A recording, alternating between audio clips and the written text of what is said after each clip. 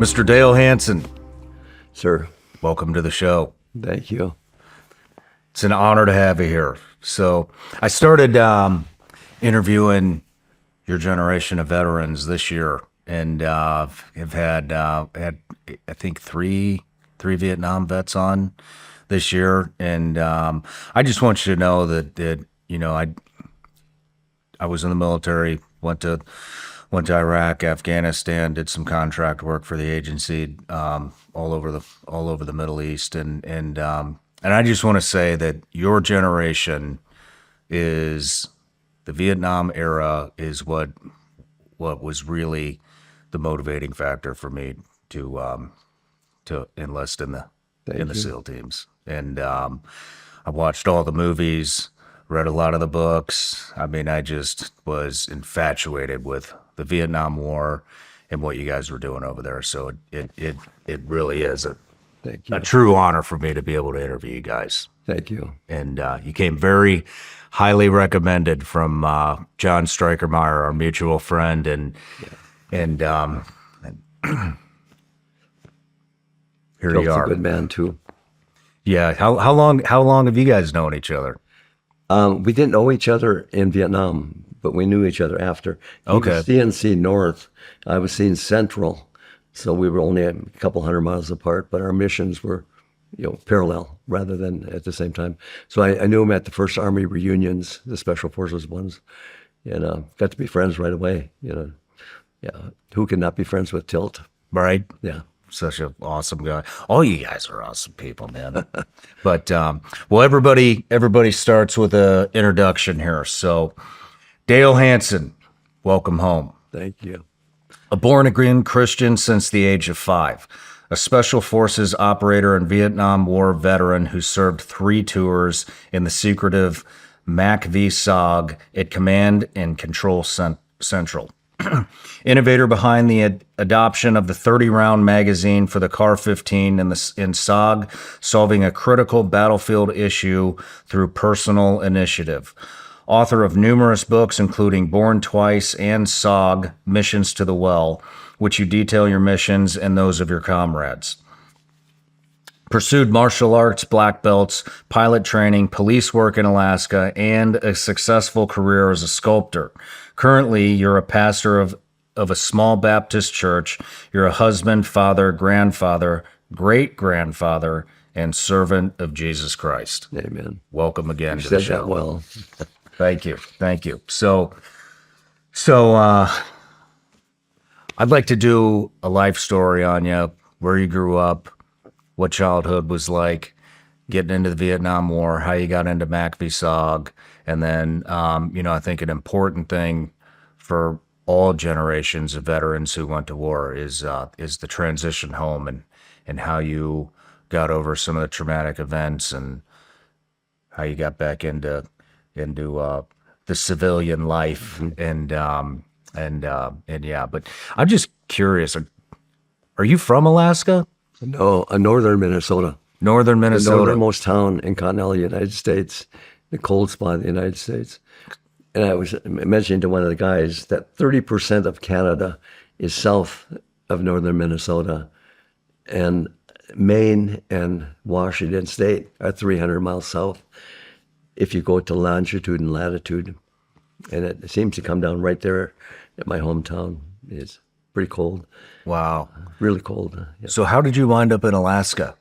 Is After- that getting the hell away from everybody? It was after the war, after a whole bunch of stuff. I think my wife wanted to go more than anything else. That's probably it. And she went to college in Sitka, Alaska, and the president and his wife just made her into a daughter, and she was a Miss Alaska kind of a thing too. She's a beautiful woman, very, very smart, smarter than me by a long ways. And it was difficult in California after the war, and I don't know exactly why. But anyway, she says, let's go to Alaska. And she called the president, and we had a job, right away. And we went up there, and we've been there ever since. And it's A beautiful place. It's small, conservative. I don't know. We've just been there forever. A lot started in Minnesota, where we grew up. A small farm town house, a clapboard. My dad came out of World War II. He was at Iwo Jima, Guadalcanal, Tinian, and another one, the big one, but he was Army, because Marines get all the credit for it, but they would attach this one regiment of Army on all the attacks, and so he wound up at all the big battles. And he came back, and basically he wanted to be a farmer, get away from things, be quiet. And so we were on this single-story clapboard house, no electricity, no running water. I remember as a young boy, we had a well. And my dad took me out to the well, and I was pretty small, a couple of years old. And he took me over to the well, and he says, "This is where we have our butter and our cheese and stuff," and we put it in the well. He said, "Never go there, because you'll drown and we'll never find you." And but then after a certain amount of time, my dad and mom moved to International Falls. You couldn't make a living on the farm and so forth. So he got a job in the mill, and that's where he stayed until he died. Wow. Working hard there. Wow. Yeah. Well, before we get too in the weeds here, got a couple of things to knock out. So everybody gets a gift here. Oh, So those are Vigilance League gummy bears, I love gummy made in the bears. USA, Perfect. legal in all 50 states. Good to go. Perfect. And then just one more thing. We have I have a Patreon account. It's like a online community. And they have been with us since the beginning when I was doing this in my attic. And so one of the things I do is I offer them the opportunity to ask each and every guest a question, because they're literally the reason that I get to sit here with you today. And so this is from Moose. How was our country different before you left for Vietnam versus when you came back? It seems the country has changed in many ways as it was during Vietnam. What do you think of the state of our country now, and are you hopeful for our country's future? An extremely good question. And I think we seem to notice things when they happen quickly and violently and in great degree. We're losing our country incrementally, piece by piece, and most of it is the moorings that we have. When we were founded, in your own recollection, we were founded on the Judeo-Christian ethic. We were a Christian nation. Specifically, we didn't believe in forcing someone, so therefore you had the privilege of not believing as well. But all of our documents, we hold these truths to be self-evident. We are endowed by our Creator with certain inalienable rights, that among these are life, liberty, pursuit of happiness, and stuff. Everything about our country was on those moorings. And if you look at the media and so forth, those moorings have disappeared. And sometimes I think the only thing that holds it together, the glue and so forth, is well-being. People figure, as long as I'm happy and well-being and my bills are paid and all that stuff, I'm happy with the country. And we watch and let it dissolve. And some of the old preachers from years and years and years ago would say that apart from revival, our country will be lost. I mean, what will it take to save America?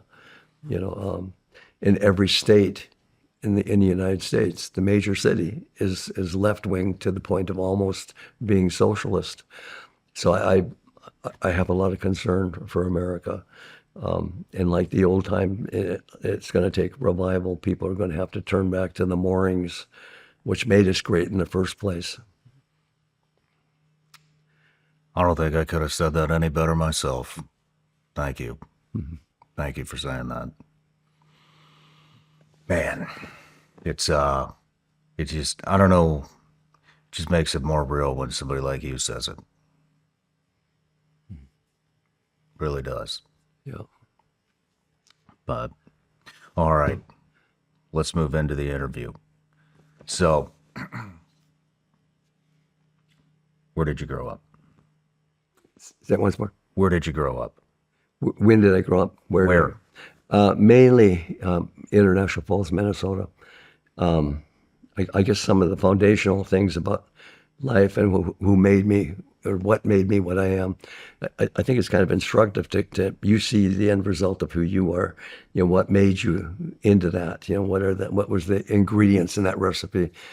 And there were a couple of them for me that were foundational that made the character of Dale Hanson who I am.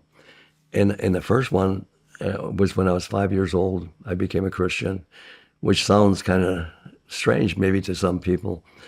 But I apparently had a good mind, and I could converse with adults on pretty much a straight level.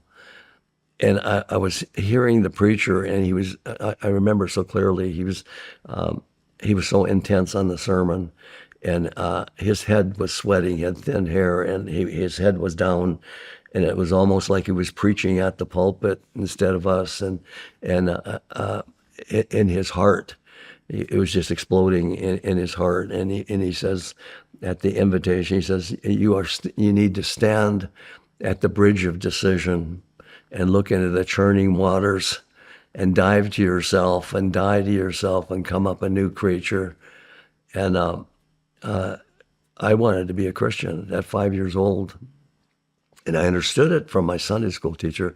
But when he spoke that, it was a foundational thing to me. And so all week long, I had nightmares about it because as a child, I can understand straight literal language, but I didn't understand metaphor and simile and comparisons and allegories. I didn't realize that he's making word pictures to make it clearer to people to understand. Well, as a boy, I remember the one place that there was a bridge was between International Falls, Minnesota, and Canada, and that place. And all the gigantic lakes of northern Minnesota, Rainy Lake and all the rest of them, would pour through that gully into Lake of the Woods in the western half of the state. And down below that bridge, it just churned, and it beat against the rocks. It was like almost a yellow as it wore the rocks away. And I, in my mind, I kept thinking, this must be where it happens. And so I wrestled with it all this week. If I want to be a Christian, I have to be willing to do that. And not understanding, So that next week, my parents weren't there, but I sat on the edge of the pew. And when the pastor gave the invitation, I went forward. And I was only 5 years old, and the pastor thought I must have gotten away from my parents or something. And he said, "What can I do for you, son?" And I says, "I'm ready to have you throw me off the bridge." And I thought that morning when the church was dismissed, we would go over there to the Canadian border, and that's when it would happen. And all of a sudden he realized his metaphor was way over the head of a young boy. And so he looks to his wife and he says, "Mabel, this young boy would like to know how to become a Christian." And so we went back into the back room, and I sat in a little red chair. I just vividly remember it. She sat in the chair next to me, and she told me the plan of salvation, which I already knew, that we are born sinners, that man is a sinner by choice and by character, and that we are separated from a holy God. And there's nothing of our own merit that we can do to earn that, but Jesus Christ came, and he was God, and he was born of a virgin, and represented me in the human race. And so he died on the cross with Dale Hanson's sins. And so I get saved by believing that and accepting. The Bible talks about the gift of eternal life. And I accept Christ's gift that he did on the cross. And I became a Christian. But as a All young that boy, at the age of 5? Yeah, at 5. And it must have been one of the first things of definitive courage that I did, because beyond just the spiritual thing, I physically thought that I was going to be tossed off that bridge or jump off myself. But, obviously it was wrong because I was understanding the metaphor. But that's been who I am the rest of my life. The Bible says you're born again, which is the how I got the title for my first SOG book. Is that the experiences in Vietnam and what we went through was horrendous. Our odds of living was 1 in 4,000. And it was so unique that when you come out on the other end, you're not the same person again. And so anyway, that was kind of the first.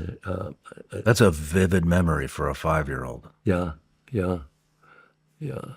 Remember, I don't know what happened to my brains, but I remember being across the breakfast table from my grandma Hanson and one of my uncles, and I would be talking to them, and they would just be smiling and listening to me talk, and it never occurred to me till much later, that what that was like,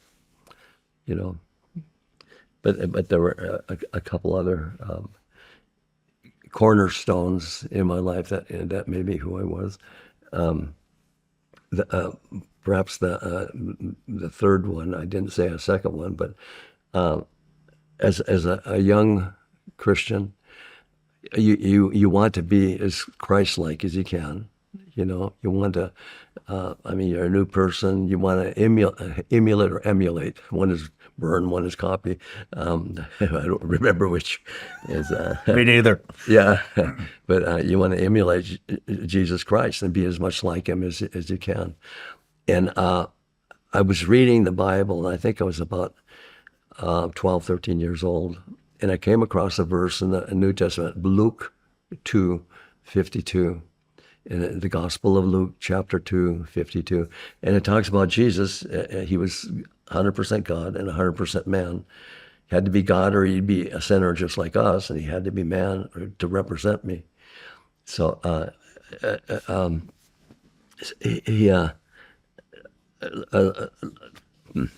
forgetting where I'm at. Seeing the... Age 13. You're reading the Bible. It goes like this, and Jesus grew and waxed in wisdom and stature and favor with God and man. And of course, the word wax means increased and increased. And I was really captivated by that verse. It said, Jesus was perfect in 4 different areas. If I'm going to emulate him, I should be also in those 4 areas, which so often in Christianity and spiritual things, we think of just the spiritual. But it says, and Jesus grew and waxed in wisdom and stature and favor with God and men. And so as I was looking at that as a young teenager, he was perfect physically, intellectually, socially, spiritually. And so I tried my best to be as close to perfect as I can in all those areas. So physically, I worked out hard. I don't know if anyone in the high school ever did, but I worked out hard. My pull-ups, 3 sets of 35, and the dips was 3 sets of 50. And so when I worked out really hard, I jogged and all that kind of a thing. And then intellectually, I tried to read good literature. I read the classics and all that, and books on logic and thinking and so forth, so you could actually reason clearly. And of course, socially and spiritually, I'm a little bit clumsy socially. I'm a little bit shy, but nonetheless try, And so that is one of the things that made me as well-rounded as I am today, if I am at all well-rounded, because I tried to encapsulate all 4 of those areas in my heart. And of course, the third thing is getting shot. I was 13 years old, and the first one kind of gave me a certain amount of courage. A lot of people ask me, what is the number one ingredient to be a Green Beret? And I always think, well, people expect me to say, and they're true, like physical strength, intelligence is in there, and there's a bunch of them.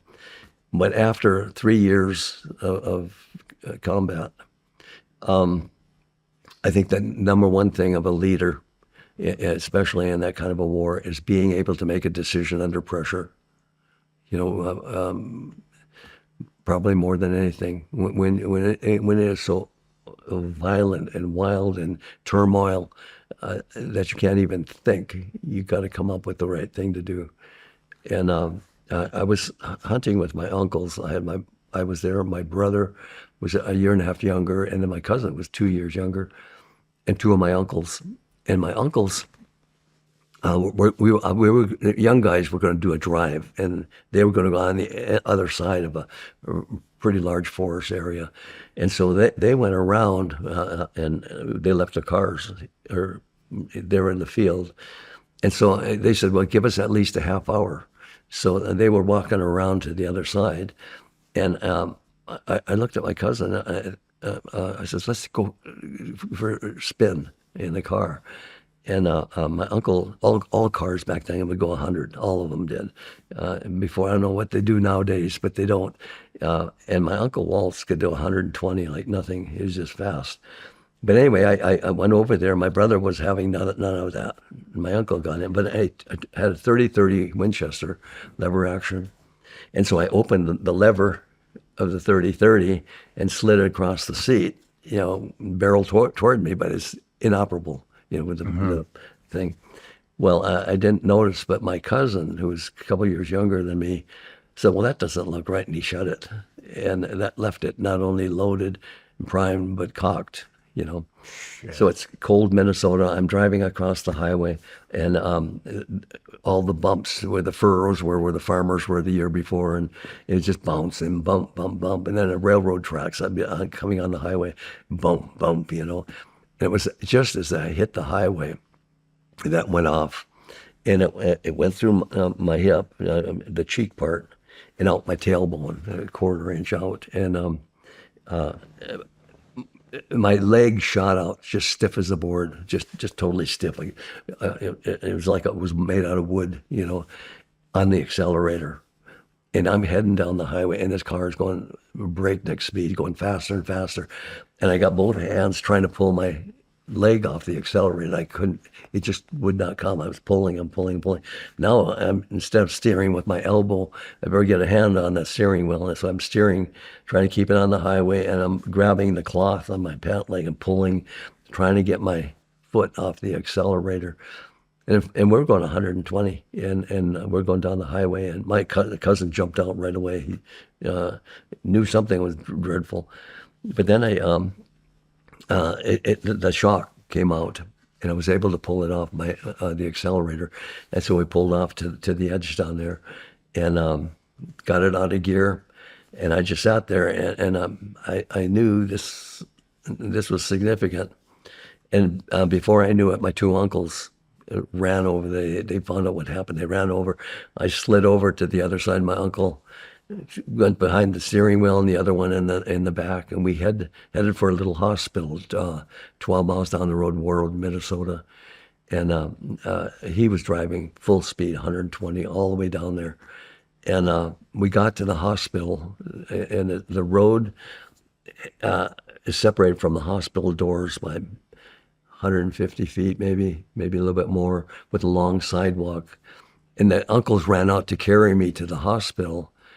And it's like I needed to appraise the situation, even at 13 years old. I said, no, I got to walk, because by trying to walk, I could assess how bad I was. I just knew that's the thing, more than what a doctor can tell me. It'll tell me if I'm broken bones, all that stuff. And I walked all the way to the door. And at the door, I all strength was gone. The weakness was there, and they grabbed me, put me in there. And I remember that night. You probably haven't had occasion to think of it, but when you have a lot of bleeding, they put a rubber sheet on top of the mattress so it doesn't get ruined. And the nurse came in, and I asked the nurse, I says, "Am I supposed to slosh?" And she says, "What?" I says, "Am I supposed to slosh?" And I turned my body sideways, and you could hear the blood. It was sloshing. Holy cow. Out. And she just dropped her stethoscope and took off running. And it seemed like an instant, and the doctor was there. And I was definitely bleeding out, And I spent probably a week there. My parents brought me home to International Falls. It's 100 miles from Warroad, and had all the blankets and pillows in the car.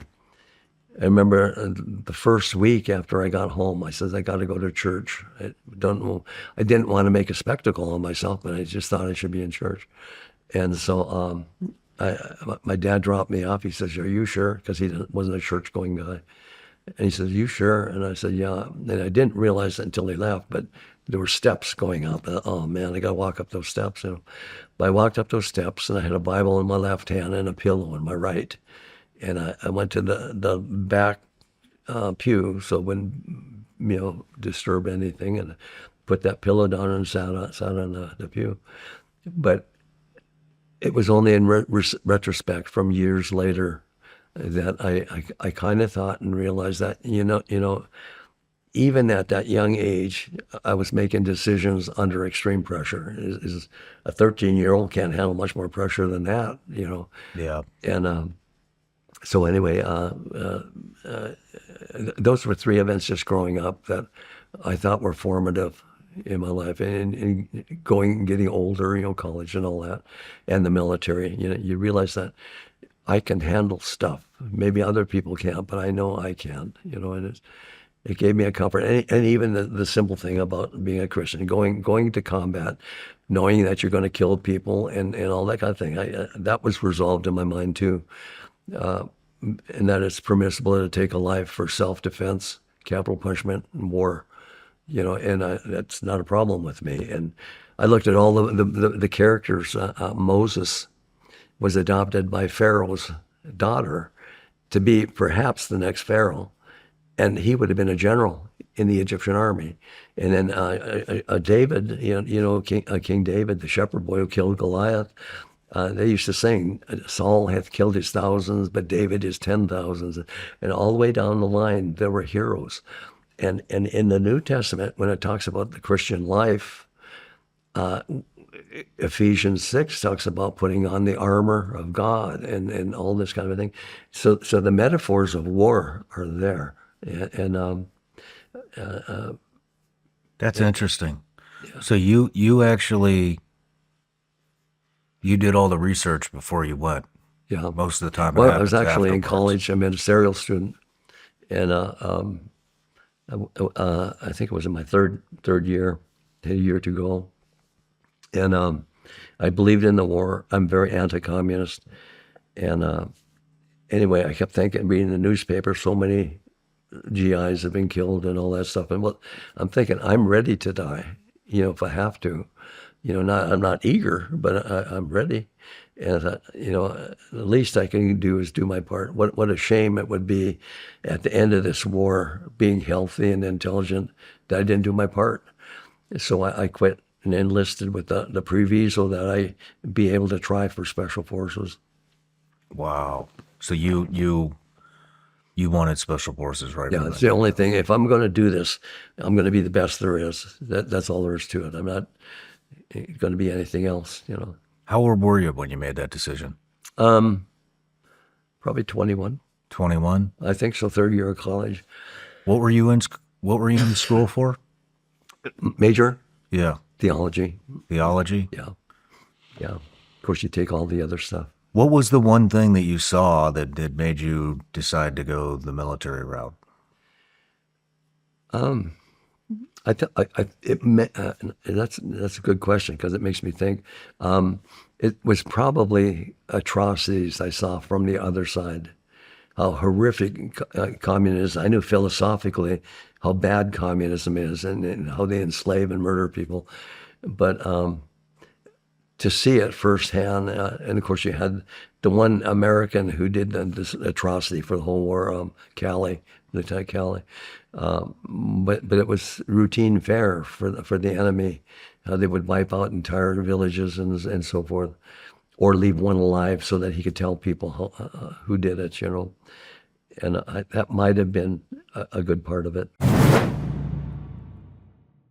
We live in an environment our biology was never designed for. EMFs, artificial light, seed oils, microplastics, endocrine disruptors, modern stressors, the list goes on. These assaults can disrupt the signals your body relies on. negatively impacting gut, immune, and overall health. Armora colostrum works at the cellular level to bolster your health from within. Colostrum is nature's first whole food with over 400 bioactive nutrients that fortify gut health, strengthen immune health, fuel performance, and more, paving the way for your best health and vitality. I've been using Armora myself because I wanted something simple that supports overall health without adding another complicated routine. I genuinely feel better having it as part of my day. Ready to reclaim your extraordinary? Well, now you can, because we've worked out a special offer for my audience. Receive 30% off your first subscription order. Go to armora.com/SRS or enter SRS to get 30% off your first subscription order. That's armra.com/SRS. So when you went to the recruiter, No, there wasn't a recruiter at all. Were you drafted? No. No. I enlisted. You Actually, enlisted. I had a perfect deferment. Students got 2S. Ministerial students got 4S. They couldn't touch you, and just, no, I'm going to go in this thing. So I drove down to Minneapolis and took all the tests and enlisted. And I wanted to see it in writing. I have the right to try for Special Forces. They can't give it to you, but I can sure try for it. And I did well. I was honor graduate out of basic and got promoted. And then I was honor graduate out of AIT and got promoted. And then and AIT is interesting too. Camp Crockett, and I don't know if you've ever heard of that, but it was a secret military installation in the United States to train people to fight. And it was outside of Fort Gordon, 10 miles in the woods. And it was paid for by excess funds, is what the euphemism was. And there were 600 of us there. And it was all people who were going to go commando, airborne, things like that. And we took the Special Forces test there. And there were 600 of us, and only 3 of us passed it. Are you serious? And I was one, and Mike Buckland was another, and there was another guy. I think his name was Sorensen. 600 people and three And only three passed. individuals passed it. It was an interesting test, and I don't know if it's a routine one, but they had 3 tests done at exactly the same time. One was oral, and they read it on microphones. But the minute the scenario was read, they went immediately to the next one. You had to immediately put down the answer. And then one was literal, where you were reading the words. And then there was another one that was visual, where they saw pictures. But 3 of them were at the same time. So you had to divide your attention at 3 different tests at the same time. And then in most cases, you had no time to really deliberate the answers. You had to intuitively put down the right one. So it was an interesting challenge. I've not seen that they've done that since. Interesting. I mean, Yeah. are there a lot of people that went through that? This is the first time I've heard of this. I don't know if we were. I can't imagine we were the only class, because it seemed like everything was set up. But it was like Quonset huts and so forth. It was wild. It was very, very basic. Yeah. I used to do nunchucks and throw my knives. And at the end of the training day, I go out behind the Quonset hut, and I'd throw my knives. I had a little spot I would go in, and I looked on the ground. All over the place were stockings with kiwi shoe polish in them. And these people were taking shoe polish and taking the lid off and putting them in a sock, and they were getting high on shoe polish. What? Yeah. So they were all over the place. I guess it was the only high they had, So it wasn't too long until I realized that we weren't all top tier of recruits up there. Damn. So you passed that. Yeah. Then what happens? Got to leave, then went to training in Fort Bragg for Special Forces. Finished phase 1, which phase 1 is designed to make you quit or weed you out. That's it. Phase 2, I forget what that was, but anyway, and the third one was for 11F, and that was never done. someone who was not a high rank NCO, E7 or above. We had a lecture by a major. I think he came in, and I remember him saying SOG. Other people say no. They said a highly classified unit, but I remember SOG. And but anyway, he says we have this program in Vietnam in his special operations group, and you need to be 11F to go.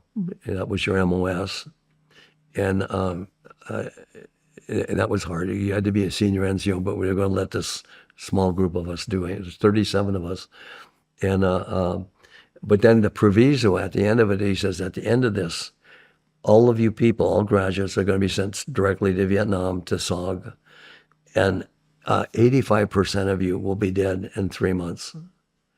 So the first thing I did is I went back and said, well, how many do you have to start with? If every 3 months, 85% die, and it's over 4,000. So the odds of living a year in SOG back then was 1 in 4,000, assuming he wasn't just trying to scare us. But Holy it seems fairly accurate in the sense that of my class, most of them were killed. wow. 1 in 4,000 just to live for 1 year. Yeah. So and it was a super good class. It's intelligence and spies and all this kind of thing. It even had safe cracking, and I mean all that part. That you could be the James Bond coming out of this thing as well as a commando. And so at the end of it all, we got our leave, flew off to Vietnam, and landed up in Nha Trang, the headquarters of Special Forces, and CC North, Command and Control. It went by several names. Command and Control, it went by SOG, Special Ops, it went by Studies and Observation Group, and it seems to me there was a couple others too. Euphemism, they kept changing the names, But the first day, North and South flew out, and the next day, my group, that was at Kontum. Wow.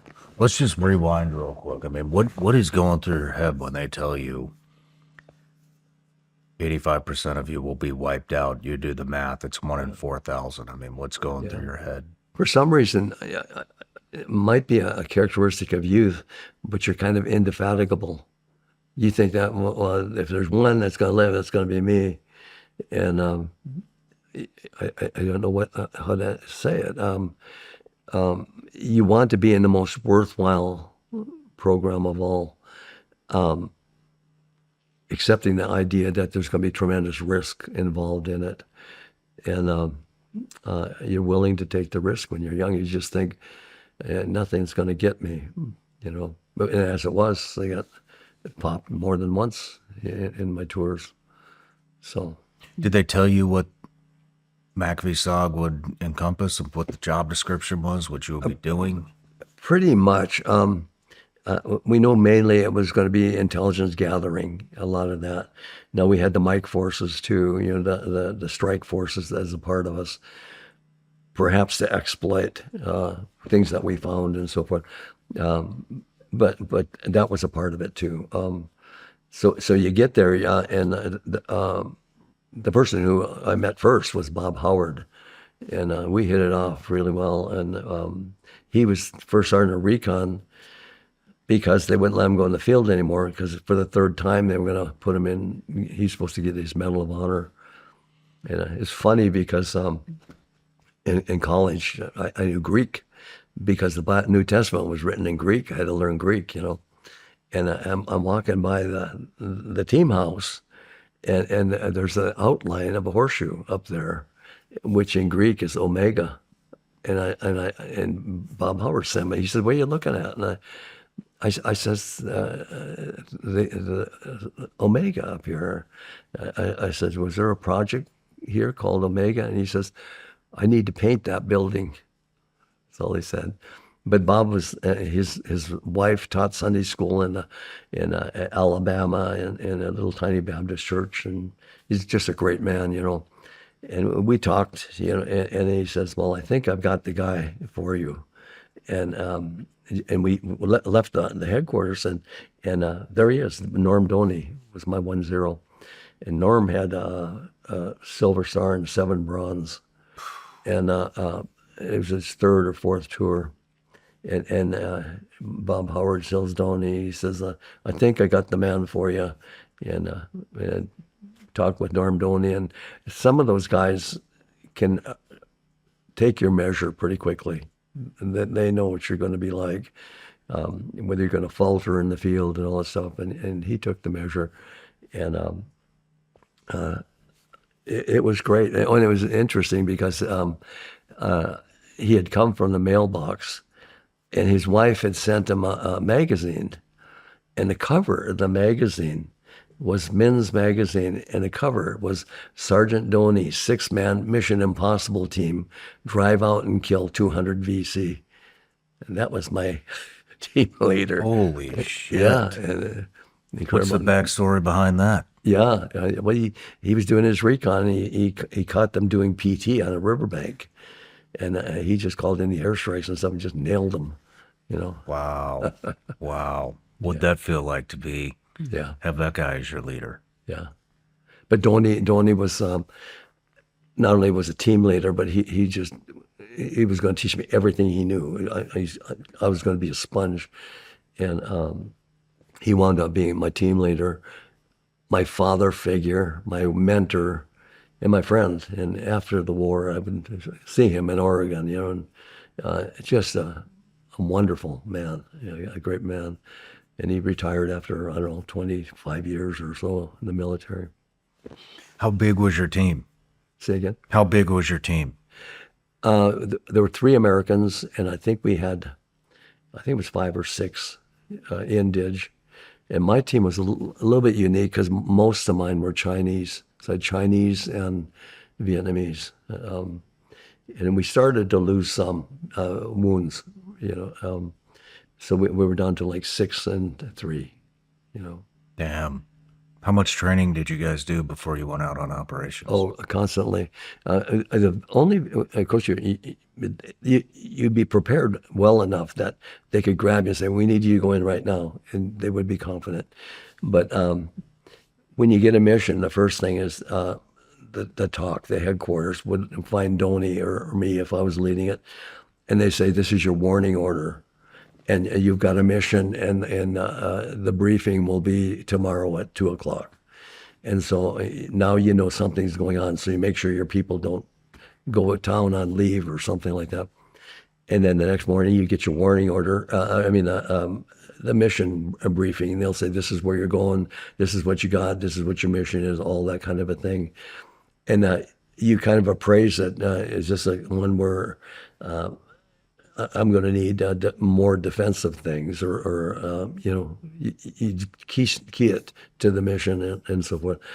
And then if it required special training, then you take your people and you go to the range or whatever and do that specialized training that they don't normally do.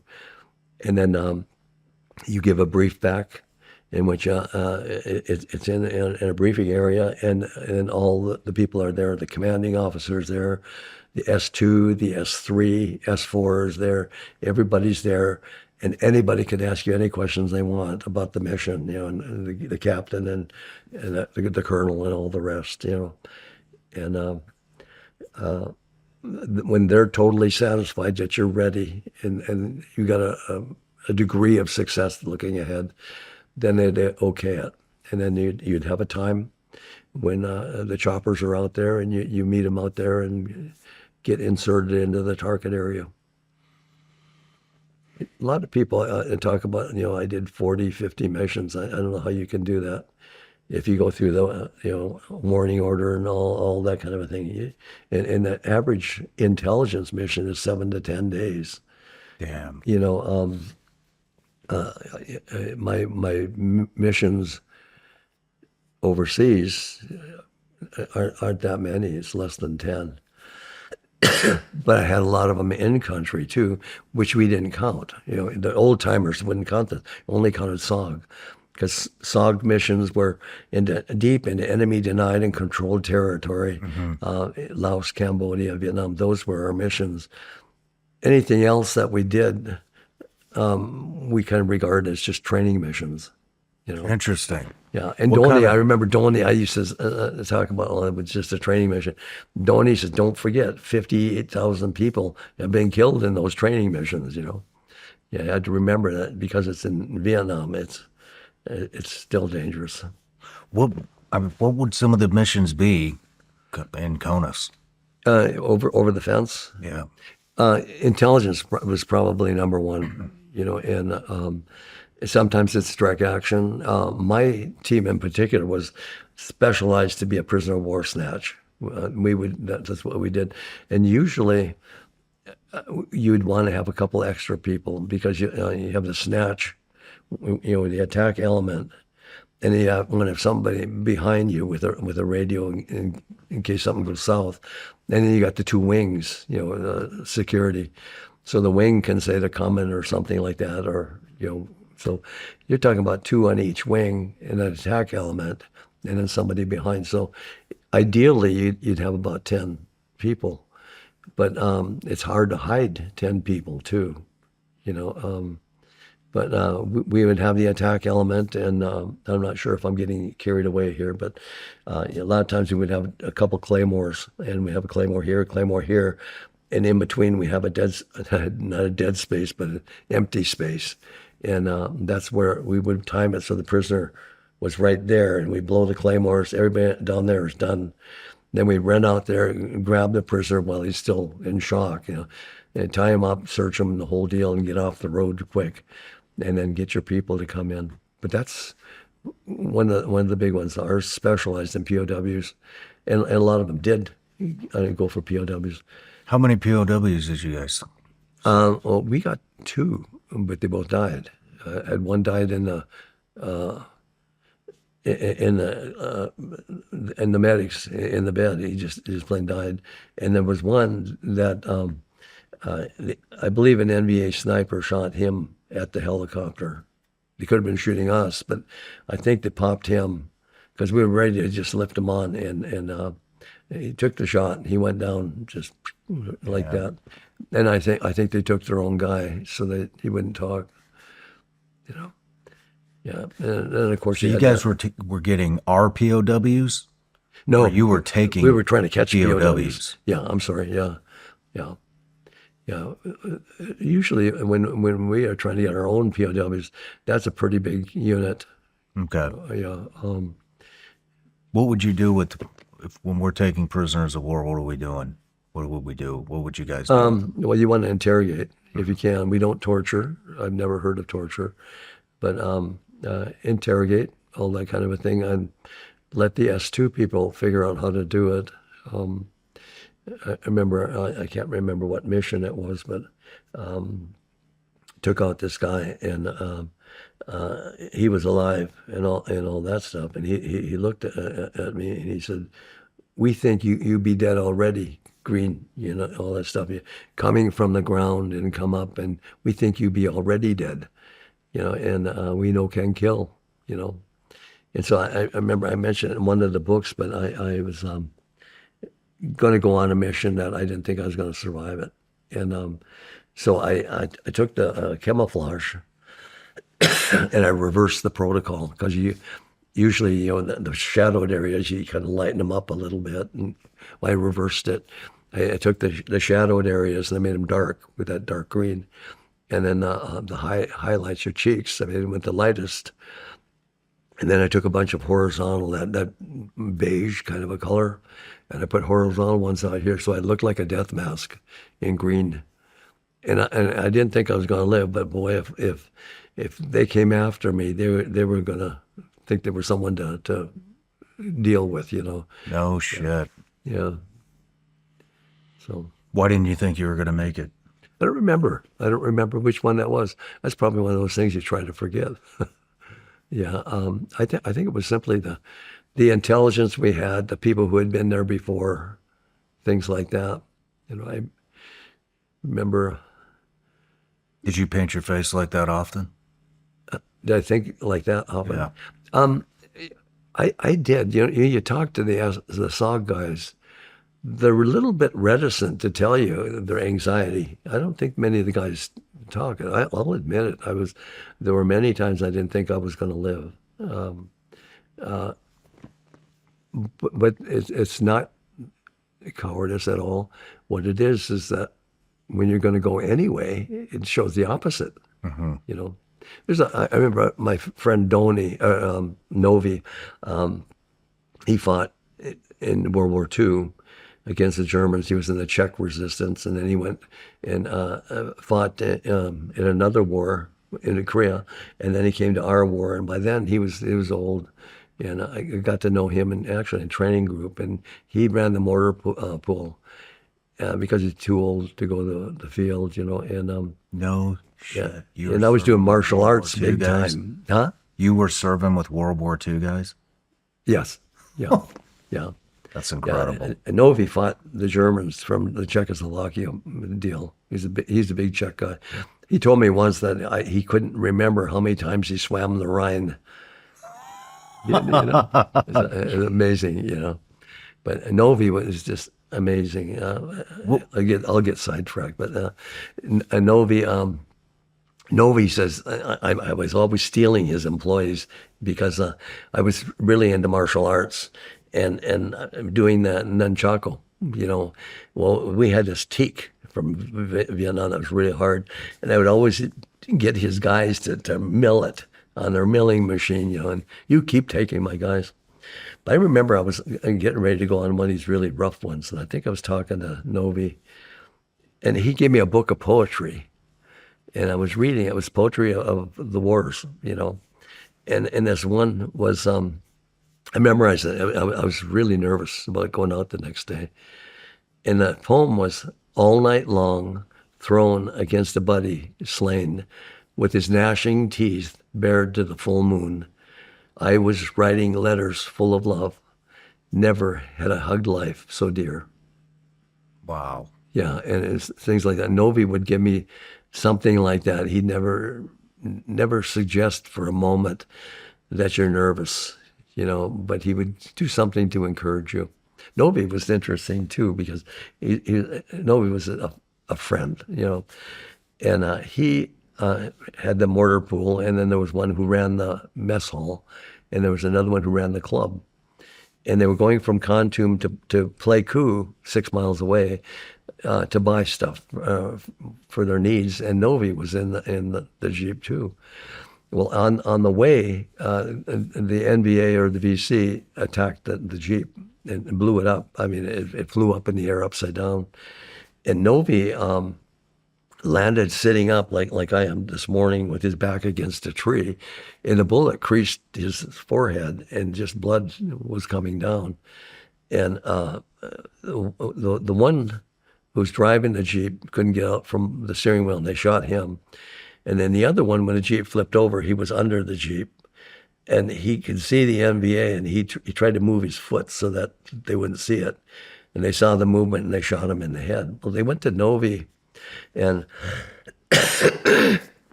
all the blood there, and Novi's eyes were wide open. He's just like that, and he's just frozen, And anyway, the one Viet Cong said, him die. So they went over and they saw his ring.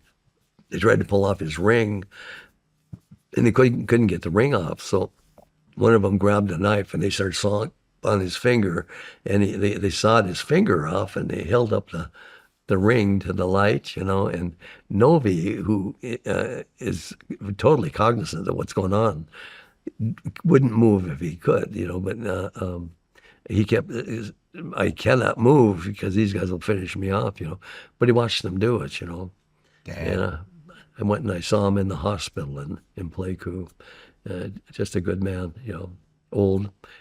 He gave us a couple classes in 11F school in Fort Bragg, What's it like to be able to serve with World War II generation? Say it again. What's it like to be able to serve with the World War II generation? I mean, I would imagine that Good. you It guys was really had good. a ton of There were a respect. couple of them. I don't. I think that they thought of it more in terms of service, and it was only the unique aspects of it that were related to what we did that they would mention at all. Guerrilla warfare and all that kind of a thing, and they would mention that, but it was never in the context, or it never seemed like they were trying to show that they had an experience that was better than us. It was bigger and all that kind of a thing because of the World War as opposed to Indochina. But there was so much I got from them. And Novi was one, but they never bragged about it, talked about it. Really, this was a thing that they knew and they did. They experienced and went through, and there were lessons to be learned. If you, as a young guy, would talk to them about it, and they'd say, I went through something like that. But there were people. It's like my own father. He did the entire war against the Japanese. And never talked about it. Wow. Yeah, Wow. yeah, yeah. There were some good ones there. Very interesting. Let's talk about your first mission. Yep. Your first mission. First mission. Oh boy. What was it? It would have been Recon. Would have been with Donnie and Jim Morris. How long were you in country before your first mission? Oh, not long at all. Month and a half, maybe Month and a half? Almost right away, because I got on a team right away. Some of the other guys took a while to get a team. I don't remember which is the first ones. Do you remember waiting for your first mission? Yeah, and it wasn't fear, it wasn't nervousness or anything like that. It was anxious. Were you I'm excited? ready to go. Yeah, I want to go and get this done, knowing full well, of course, that the danger is there.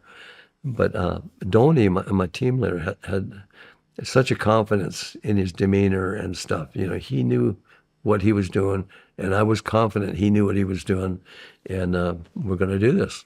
And boy, I did maybe 3 with Donnie. I think the one that kind of stands out, but I don't know if it was the first one,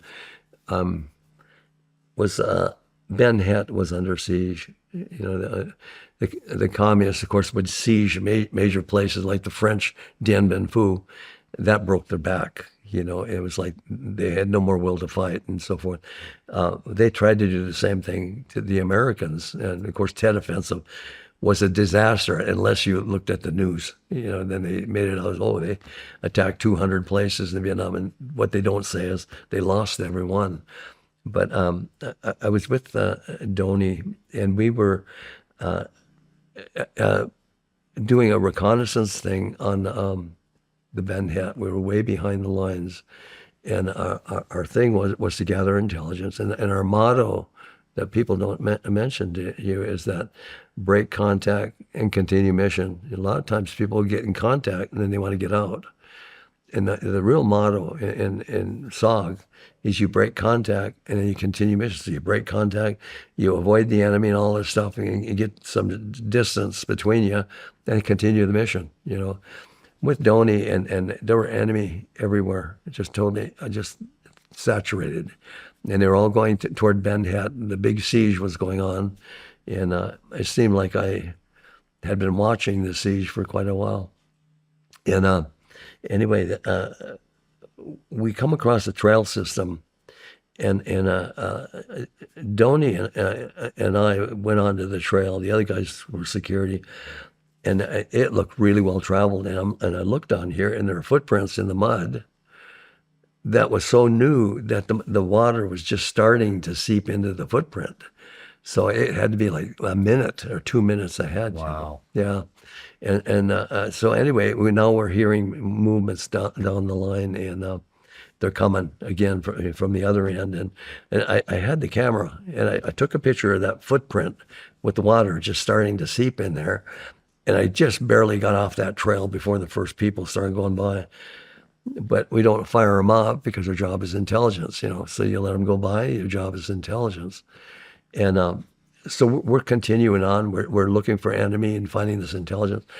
We RON for the night, remain overnight. You use the same term, RON. We RON for the night, and as I'm in there, I can hear the communists walking all over the place. I even could hear the trucks down the highway farther away, and even tailgates going. And sometimes that's not a good sign, because it means they're unloading troops to come after you. But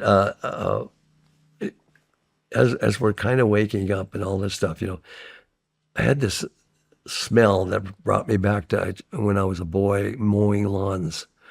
And it was the grass, green grass that's being mowed.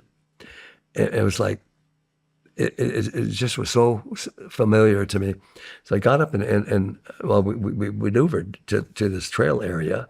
And it was probably from me to you, probably 6 feet wide, 8 feet wide, maybe wider, where the people, the NVA were going by battalions toward Ben Het, trying to take them out, had mowed it down and walked through it so much.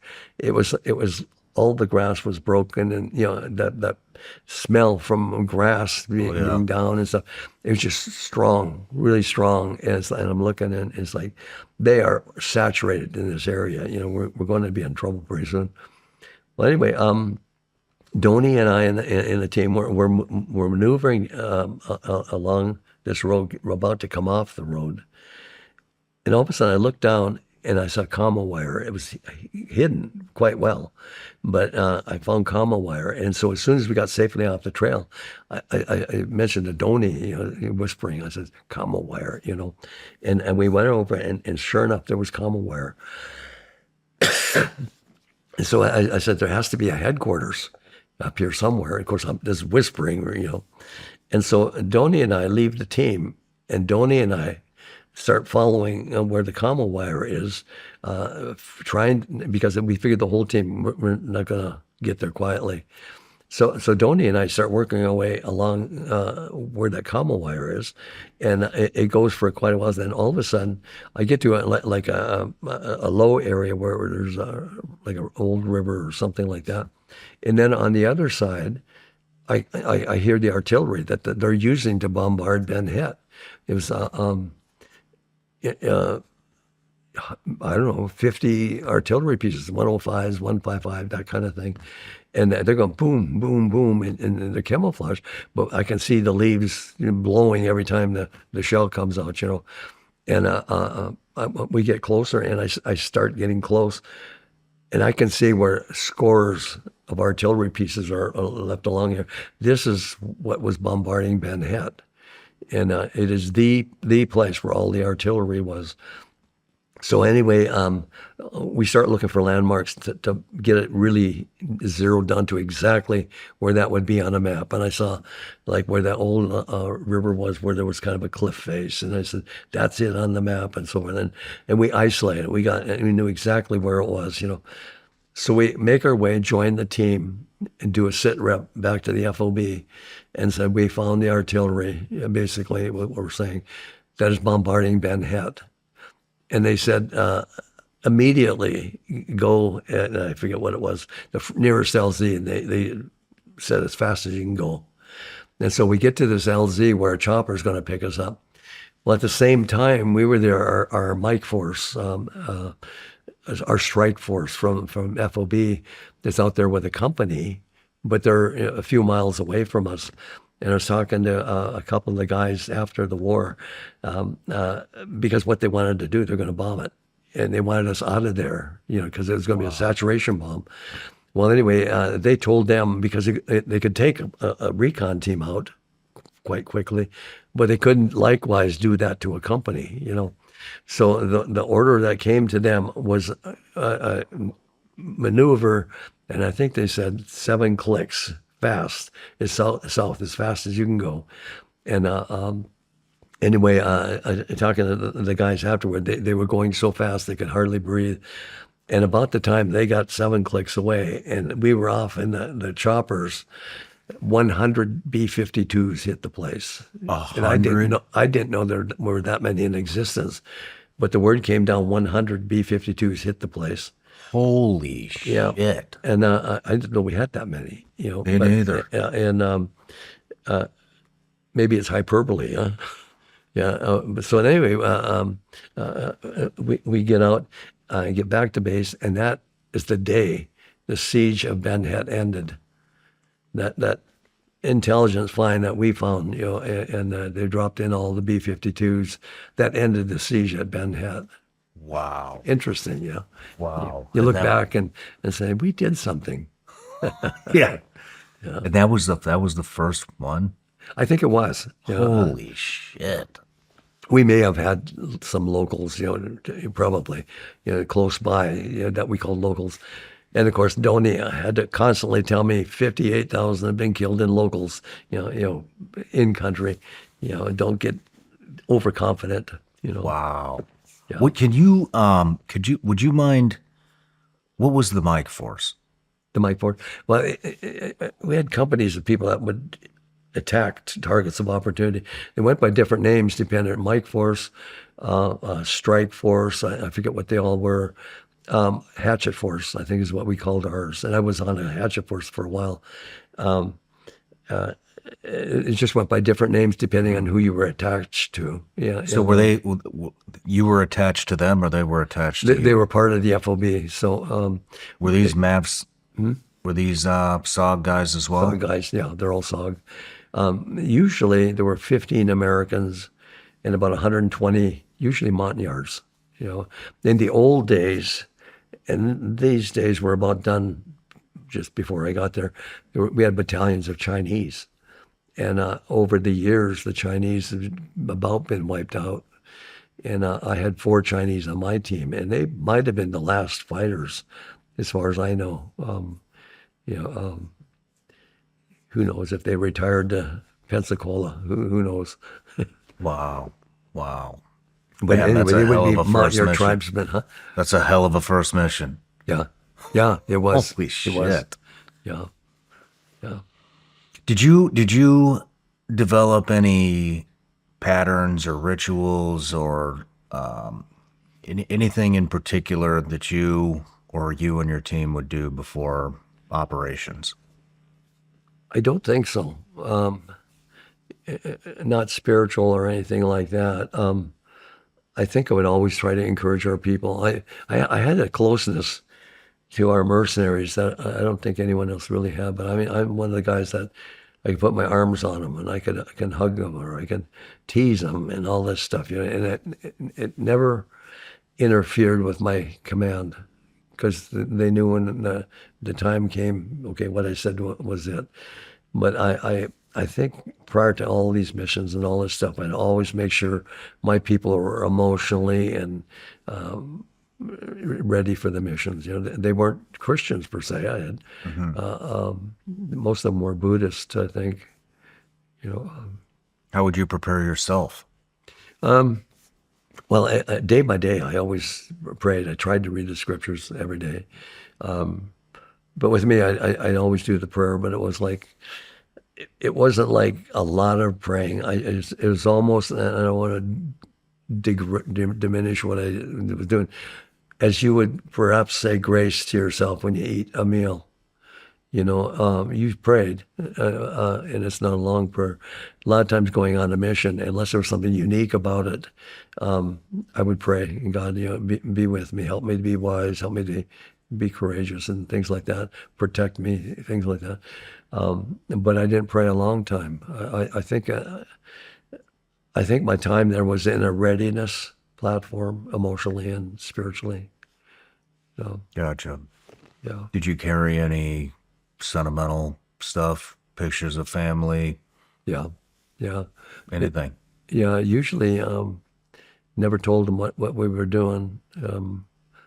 Once in a while, I might say if somebody died, I would probably be more prone to tell my dad or my brother, but definitely not my mom, or someone like that. No, what I meant was,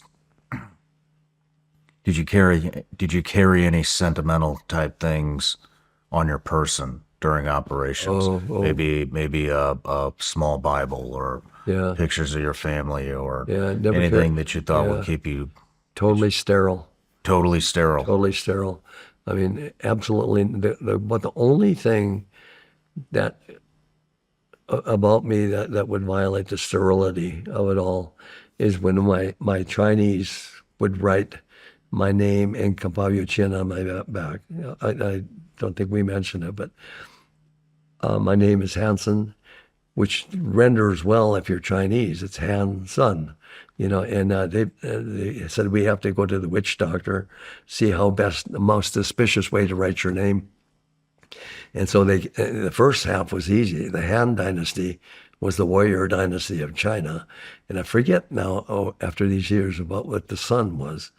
But then they would write Kam Baw Ya Chin, which means never die. So I could go out in the field and my Chinese would run, oh, Hanson, we forgot. And they'd on my back. And usually above my collar, where God could see it, or their God could see it, they would put the Chinese characters, Dale, Hanson, Kam Baw Ya Chin, never die. And in their mind, God is going to be looking for me on this mission. Yeah. Wow. Yeah, I didn't discourage it. So you got pretty close with those guys. Oh, yeah, no kidding. Yeah, go to lunch in town with them or something like that. Yeah, good people. Yeah, and they never took advantage of it ever. Just good people. Let's take a quick break. Okay.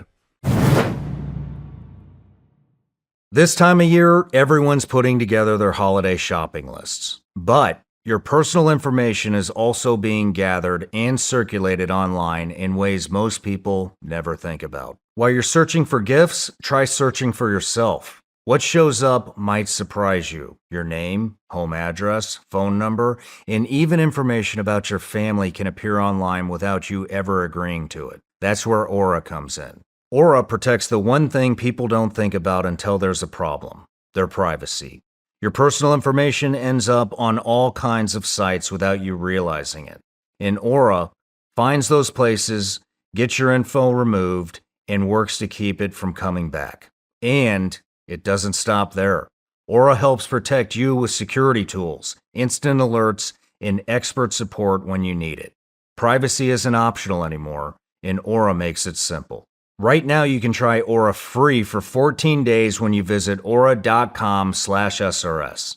That's enough time for Aura to start removing your personal information from data broker sites and to show you how much of your privacy is already exposed. Aura has special savings this holiday season. Visit aura.com/SRS to get the best deals. That's aura.com/SRS.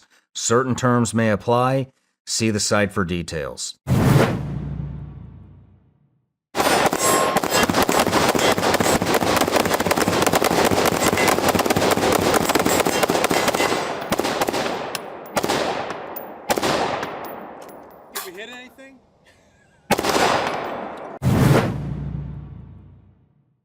All right, Dale, we're back from the break. Nice shooting, by the way. Mm-hmm. That was a damn good time. Try that. But we had just wrapped up your first mission with SOG, and so wanted to move into some of the other missions that really stick out in your mind. I mean, I know you did 3 different tours over there. I think you said 50 missions, 20 of which, if I remember correct, are in combat. Yeah. Or in Southeast Asia. Right. And so I'd like to talk about the mission that you did for the Australians. Okay. Of course, South Vietnam was divided up into sectors. The Koreans had some, Australians had some, and Americans, of course, and there might have been someone else in there too. In that mix, the Australians somehow had been very much infiltrated in their headquarters or whatever it was.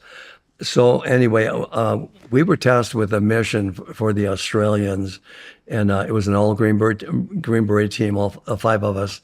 And when it came time to get the mission, I don't remember how we got there, if we went by chopper or by a truck or something, but it's definitely far away from anything. It was in the Thule somewhere. And we went across fields and stuff from when the French were there. And when we went across several of these fields and so forth, there was a huge tent like they had in World War II and so forth, a squad tent or bigger than that even. And that was a makeshift headquarters for the head of the operations for the Australians. So the five of us went in there, and the Australian commander came out. He was a major, and he's looked exactly like Hollywood.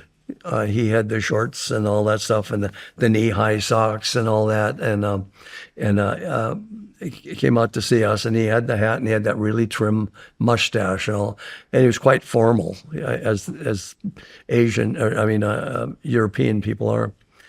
But anyway, as it turned out, there was so highly infiltrated that this major didn't think he could get any mission started from his own people, from his own headquarters and so forth, because someplace along the line there were people who were double agents and so forth. So anyway, he gives us this message, this mission. He said that Cosfin, the headquarters for the communists in South Vietnam, they were quite certain had their headquarters centered inside of a rubber plantation from the French. And people were bought off. The French didn't want anyone to know about the presence of the NVA and the Viet Cong because they didn't want the rubber plantations bombed. And of course, the Cosfin, the communists, certainly didn't want it known by anyone. And so we were tasked with this mission. Oh, and the other thing was South Vietnam, and some of the other people were being bought off. So there's this triple thing here. Someone is paying the money to look the other way. They have the headquarters in the rubber plantations. The French know it, and so forth. So we were given a mission to find that headquarters and report only to that major. And so we were in that tent, and he was giving us all the parameters of the mission. And of course, it's intelligence gathering. It's not about getting a spy or anything like that. So we start on this mission, and we're making our way toward what we think is the rubber plantation. And there's a lot of enemy around, although a lot of it is ex-farmland and things like, so hard to find places to hide and so forth. But we start making our way toward what I think is the headquarters, and I was the team leader, and I took point. Were you commingled with the Australians? Say again? Was this a joint operation? No, not a joint operation, just for that major. And once we got the information, we give it to him, and he'd take over from there. Gotcha. So about the closest we would get would be a helicopter, one of theirs, and he would give us only one. And some of the parameters were about what you could shoot and not shoot at, things like that. So anyway, we're going through the bushes and all that kind of a thing, and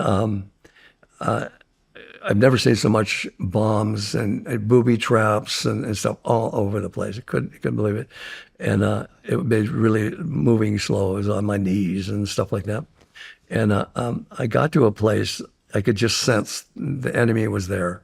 I just knew it. And the ancillary sounds or hum or something, there's something big close by. So I'm on my belly. I'm crawling through my belly, through the really thick tangle that's there. And I'm really going slow because I know somebody's in front of me. And I get to a certain spot in this tangle, and I smell something, and I freeze. I don't move or anything like that. And as it turns out, it was the breath of the sentry that was there on the edge of the line. And I am so close, I can smell his breath. And so anyway, it's like now it's taken me hour and a half to crawl this far without being heard. Now it's enough information to know that which I thought was really the headquarters for the Cosman. So now I need to back out of there, and I could barely go forward quietly. And now here I got a guy who's breath distance away, and I got to go backwards. And boy, how do I do that? And I kind of gave a signal to the guys behind. I could get my hand back there, and I could see his shadow. Once I located him by smell, I didn't move until I could kind of see him, and then I could see his head move in the shadow slightly on the other side. So anyway, I prayed, and I did that quick prayer, and I says, God, there's no way I can back out of here quietly. Can you cover the sound? And about the time I said amen, a jet took off from someplace 50 miles away and went directly over the top of us. And Are you that was serious? it. Yeah, just absolutely certain. And so I backed up as quickly as we could. We got tried to make our way back to an LZ. And lessons learned too, because I know I'm going to give the major his information. He's going to drop the big bombs, that, assuming his headquarters will let him. But as I'm going back, just a lesson learned as I'm going back and trying to lead my people to a place where we can pick up. I find an LZ, and it's actually a little bit too big. It's too enticing. It's too big. But they said that they would not pick us up in any LZ unless we had recon all the way around it. These are big LZs. I thought, this is crazy. By the time I worked my way all the way around, what's to say somebody didn't go where we started from, This is crazy. And it was an hourglass-shaped LZ. So it was wide on the two ends and narrow in the middle. And I thought the best I can do is to set up right in the middle of it. I can watch both hemispheres and then call in for my extraction. And as I'm there, all of a sudden I see movement across the hourglass from me. And it's NVA, big time movement, company or battalion, big time, coming across. And I could read their mind almost. They didn't want to cross an opening either. And so they would go across the narrowest place right over the top of me. And so now it's one of those things of praying that they'll go by and be ready to take out as many. And they had a front element, a patrol element in the front. And I think there was about 7 or 8 of them. And I was pretty certain I could take that element out. But then the rest of them, we would put them under fire. But once they collected themselves, they'd overrun us. No quit, no problem. Damn. So anyway, long and short is we called for the extraction. Same kind of a thing. God help us to get through this thing. And same thing, an aircraft came by, and the point element took off running as fast as they could, went right past me, and I'm shorter than here to you, and went right past me without looking and took off. And then the rest of the element followed suit. So we're ducked, we're in the mud, and we got as low as we could go. And then we sunk into the mud. And then the chopper came in, and they wouldn't go if we were under fire, et cetera. Very strict rules of engagement, but they got us out. And I gave the debrief and gave it to the major, and I have no idea what happened. You hope that they took out the place, So. You never got confirmation? Never got confirmation that they did anything. No shit. I suppose entered different countries or something. They didn't. What did he say when you got him the intel? Very Prussian, if that's the good word, strict and all that stuff, formal, British or that kind of a thing. They took our information and so forth, and thank you, Yankee. And that was it. We're gone. No shit. Yeah. Did you do any joint operations with any foreign guys? No. No. Not that I remember anyway. No. Yeah. No. Was that a thing back then, or everybody was pretty segmented into there? Yeah. They had their own areas of operation and all that. Gotcha. Yeah. Gotcha. Let's move into Lima 50 mission in Cambodia. The Lima 50 mission in Cambodia. Which we call them the biggest intelligent find of any small unit of the Vietnam War. That takes a backstory to bring you to it. the communists had infiltrated headquarters in Saigon significantly, to the point where a lot of people were being informed of what we were going to do and so forth. We had Special Forces had a project called Gamma, one of the Greek letters, Alpha, Beta, Gamma, be C in our one.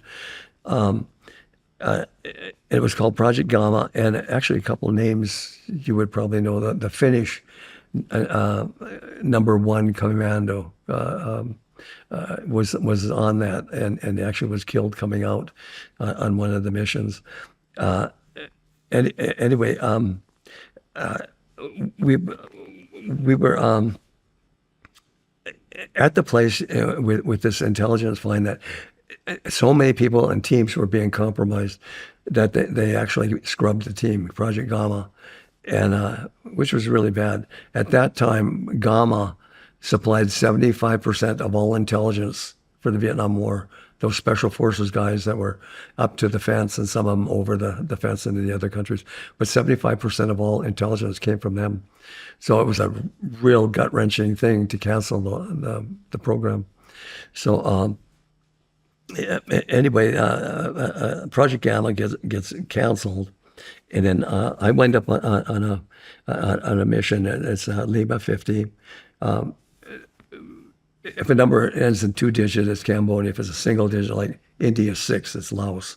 So this was in Cambodia, in that tri-border area where things were really hectic. So this was Lima 50, and we were on this mission, and it was just dense with enemy all over the place. You couldn't believe how many there were. My roommate was from Minnesota as well, and he because it was his team to start with. He as he came back from leave, he took over the team, and then I was there, and Bob Garcia was there, and then we had our indigenous people, and we were sent on this mission to gather intelligence and so forth. So we're on the mission 2 or 3 days as really, really hectic stuff, real thick stuff. And bumped into some communists. And one of them was when I lost my fingers on my hand, a whole bunch of them. And we got into a firefight. There was a lot of them. And I was throwing grenades, and we had the M79 grenade launchers really going like crazy, and shooting as fast as I could. Well, anyway, 3 of them jumped up in front of me, and the M16 had the 20-round magazine. Then the 30-round wasn't invented yet. So I got 3 NVA soldiers, each of whom have 30 rounds in their magazine, and I managed to get 2 of the 3. But the third one still had 10 rounds in his magazine. He expended 20 of his rounds. So he fires at me, and I was reaching for another magazine. So as I'm reaching for the magazine, his bullets went about there.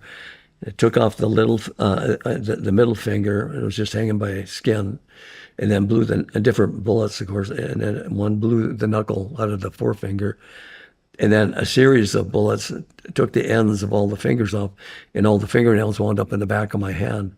So it took a long time to get the magazine, and I'm changing the magazine, trying to put it in a magazine well of the M16, and the finger keeps flopping into the well, and I can't get it changed fast enough. And finally, I swing it into the palm of my hand and slam the magazine in there, and we.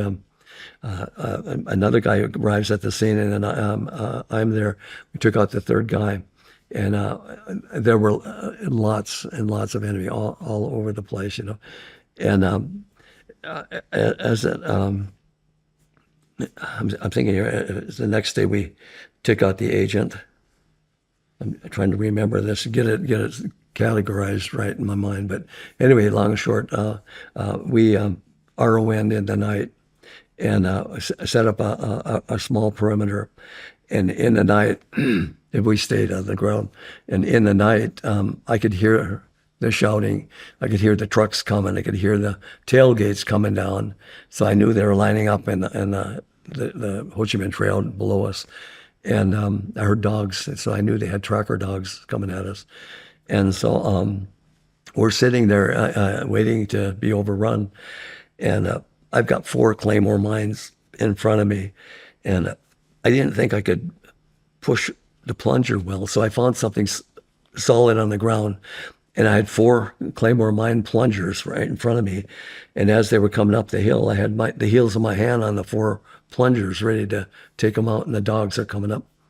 And again, on that mission, I prayed, God, plug up the noses on those dogs. I could hear them coming, and Baw was my tail gunner, and one of my other guys was on the other side of me. And they come up, they're just, you could tell in the dark, VC come, VC come. They're really, really nervous. And I know Baw put his Buddha in his mouth. He thought if he was killed, had died with Buddha in his mouth, he'd go to heaven. So I could tell the way he was whispering that he had Buddha in his mouth. And so anyway, they came by and they went right up the hill. I could hear the grass and the twigs breaking right in front of me. And then it was kind of quiet. I'm ready to pull these plungers. Next thing I know, I can hear them passing on the backside of me, and never heard us, never saw us. And the dogs never smelled us. Wow. You know, it's just incredible, you know. So anyway, so next day, we get up, we start ROing, relieving the area and all that. And we find a pretty extensive trail system. And coming down that trail system are several NVA, and we decided to take them out. 2 of them were Chinese, and they were couriers, and they were on the way to South Vietnam. And they were the highest ranking people ever killed behind enemy lines in the war. And we got them. They were both colonels. How'd you kill them? Huh? How did you kill them? Firearms, automatic weapons, just shot them all. And actually, I was shooting along with Ken Wordley, and we put them all down, and then I could hear more of them. I was throwing grenades with my hand, and it was really messed up because I had a ace bandages wrapped around it, but it dried like a cast. And so I only had the tip of my little finger and my thumb sticking out. But I was trying my best at throwing grenades with that, and it seemed to manage. And then killed them. And then it was pretty evident right off the bat that they were high-ranking Chinese NVA-type people, and they had a huge satchel. And so we ran over there, and we started undressing them totally, taking every bit of intelligence we could. Langley could look at the pants and say, well, the cotton was grown over here, and on down the line. They could do a thorough thing. We took samples of hair, you know, everything. They take his health, you know, everything. And then we looked in the satchel, and I missed some things too that you really need to know.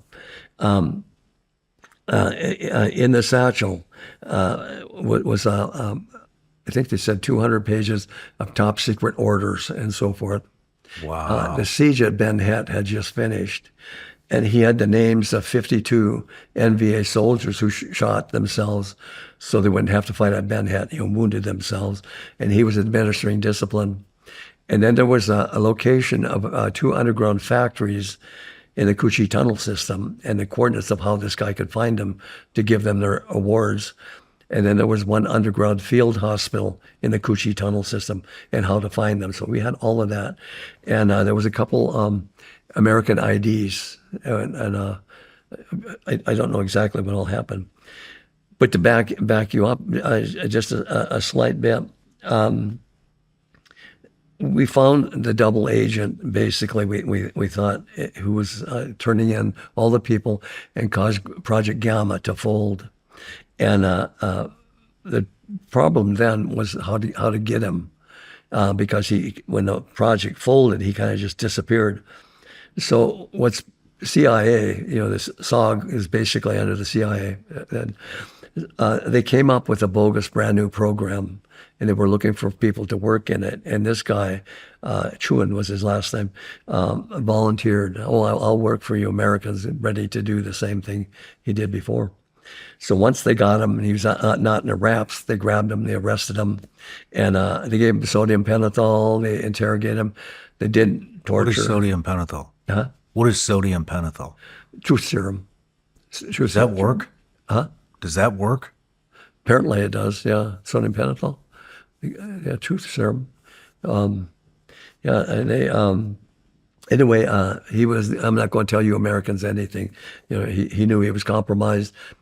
All help is done, So the thing then is the CIA had two projects, the same project, just the names changed, Peru and Phoenix. And once it was called Phoenix, the Phoenix program. And then when press started to find out about it, they changed it to Peru Provisional Reconnaissance Unit.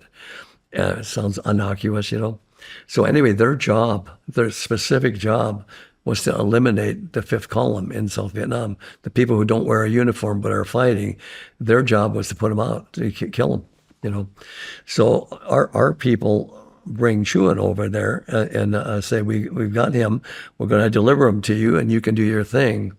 And they said, he's your baby, you take care of him. And so they just dumped him back in our lap. So Colonel Rowe was the new commander of Special Forces. He'd only been in country a month. And then several of his chief of staff, they said, it's up to us. So they took Chu, gave him sodium pentothal so he was asleep, put him inside of a gunny sack. And then they took him over to Nha Trang Harbor and started going out to sea. And when they got significantly out to sea and the sharks were thick, they lifted him up so that his head was shown. And they, with a high standard, with a silencer, they put 2 rounds in his head, stuck him back into the sack, and dumped him overboard into the ocean. Ended the problem. But somehow the press got word, and I don't know how. And the United States government went and arrested Colonel Rowe, the commander of all special forces in Vietnam.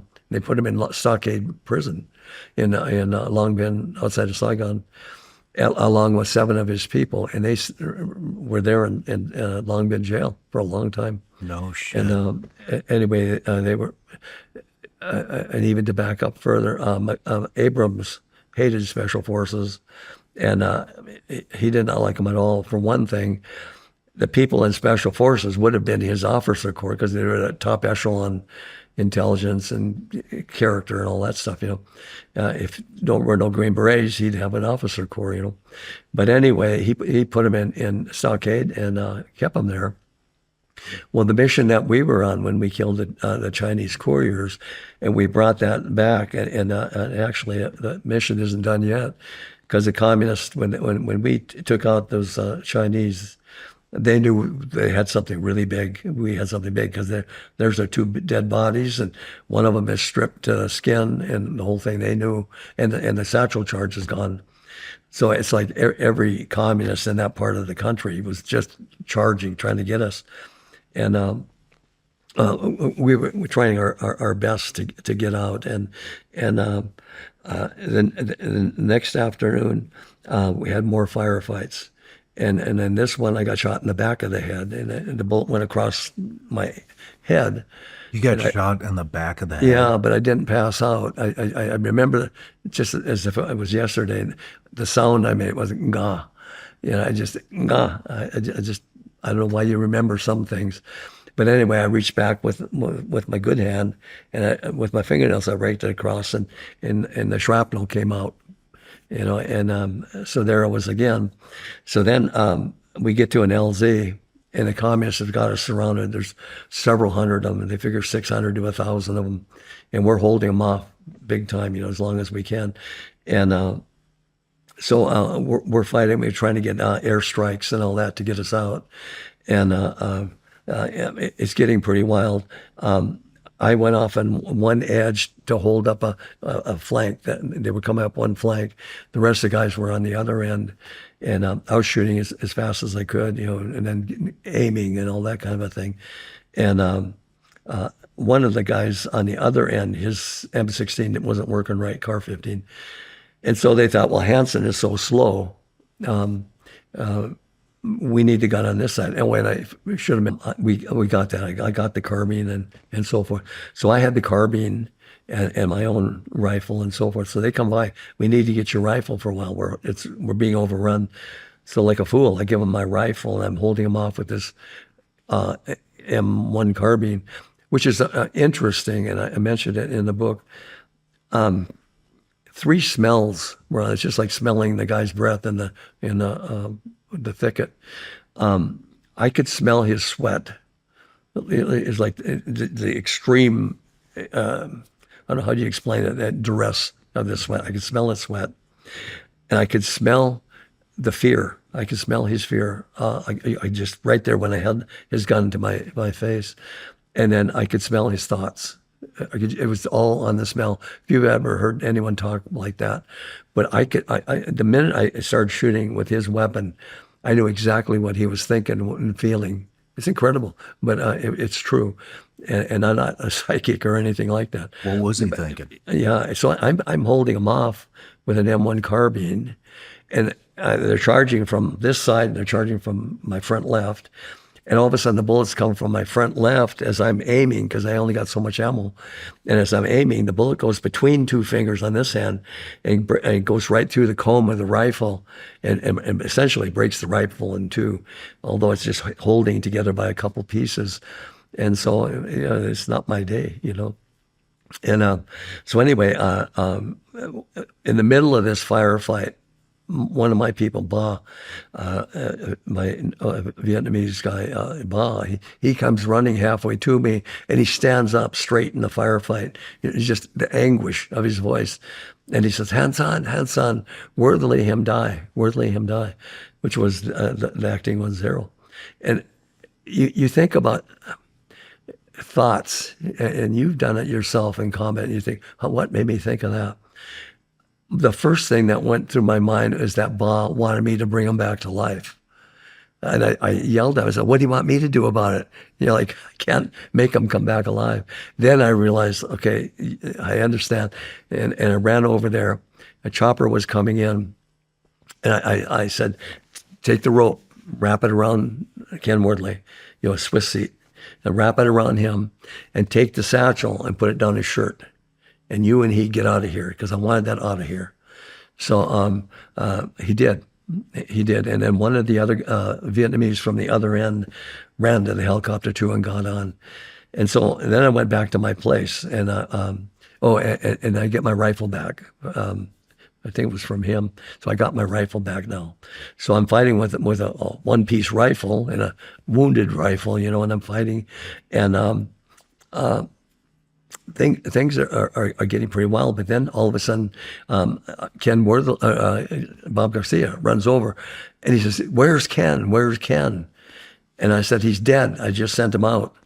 And then Bob and I are from here to your wall apart, and he gets on the radio and he looks at me for confirmation. He says, "I want, I think it's the big bombs." Whatever it is, 500, whatever it is, I want it right on me, and I want it right now. And he says, it's too close. And he says, you'll be killed. And he says, I want it right now. That's an order. He looks at me. That's okay with you? Yes, because we're about to be dead anyway. And so he runs to his end, and then the bombs start coming like crazy all over the place, and the enemy is still around. You can't kill them all. And so then the chopper comes, another chopper comes, and I hear yelling for me, and I run over there, and it wasn't that far away, maybe 50 feet, 75 feet. And Bob Garcia and the other Vietnamese are already hooked up, and they say, Hanson, come on, hook up. And I thought, in that interval of time, I was the only one left on the ground. I thought they were dead, because I was hearing nothing at all. So, and this is before the second chopper come.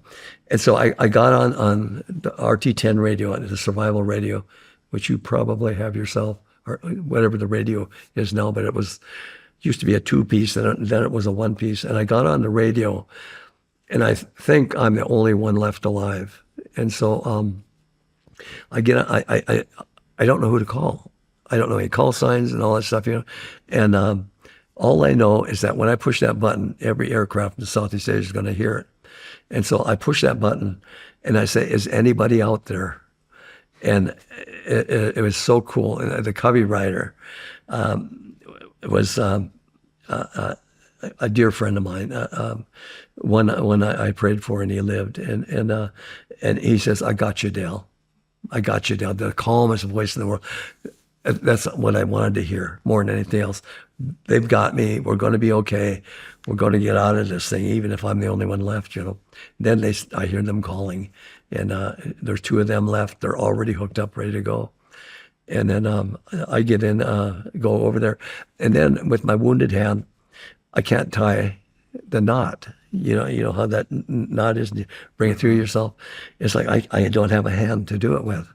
And so I thought, the only thing I can do is I can make the biggest overhand knot and pull it through the loop, snap it in, and hope I did it. It worked.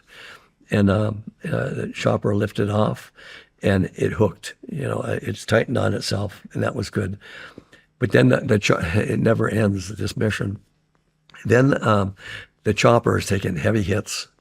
And so instead of going straight up until we cleared the forest, he went horizontal and drug us through the foliage. And I hooked up in the branches of the trees, and I was about to be pulled off. And my first assumption, and I'm sure it's what would have happened, is that the crew chief would have seen the dilemma, and he would have cut the rope. No use losing the chopper and us, So he about the time he was probably thinking that in his head, I got the last branches done, and we sprung 100 feet into the air. It was like it was a bow and arrow. We just shot into the air. And then we headed toward a base, Duck Peck or Ben Het, one of those. And I remember a couple of things. One is that I was spinning and spinning and spinning and spinning because the other guys were hooked together on 2 ropes. Oh, another thing too is that when that chopper came in, there were 4 ropes.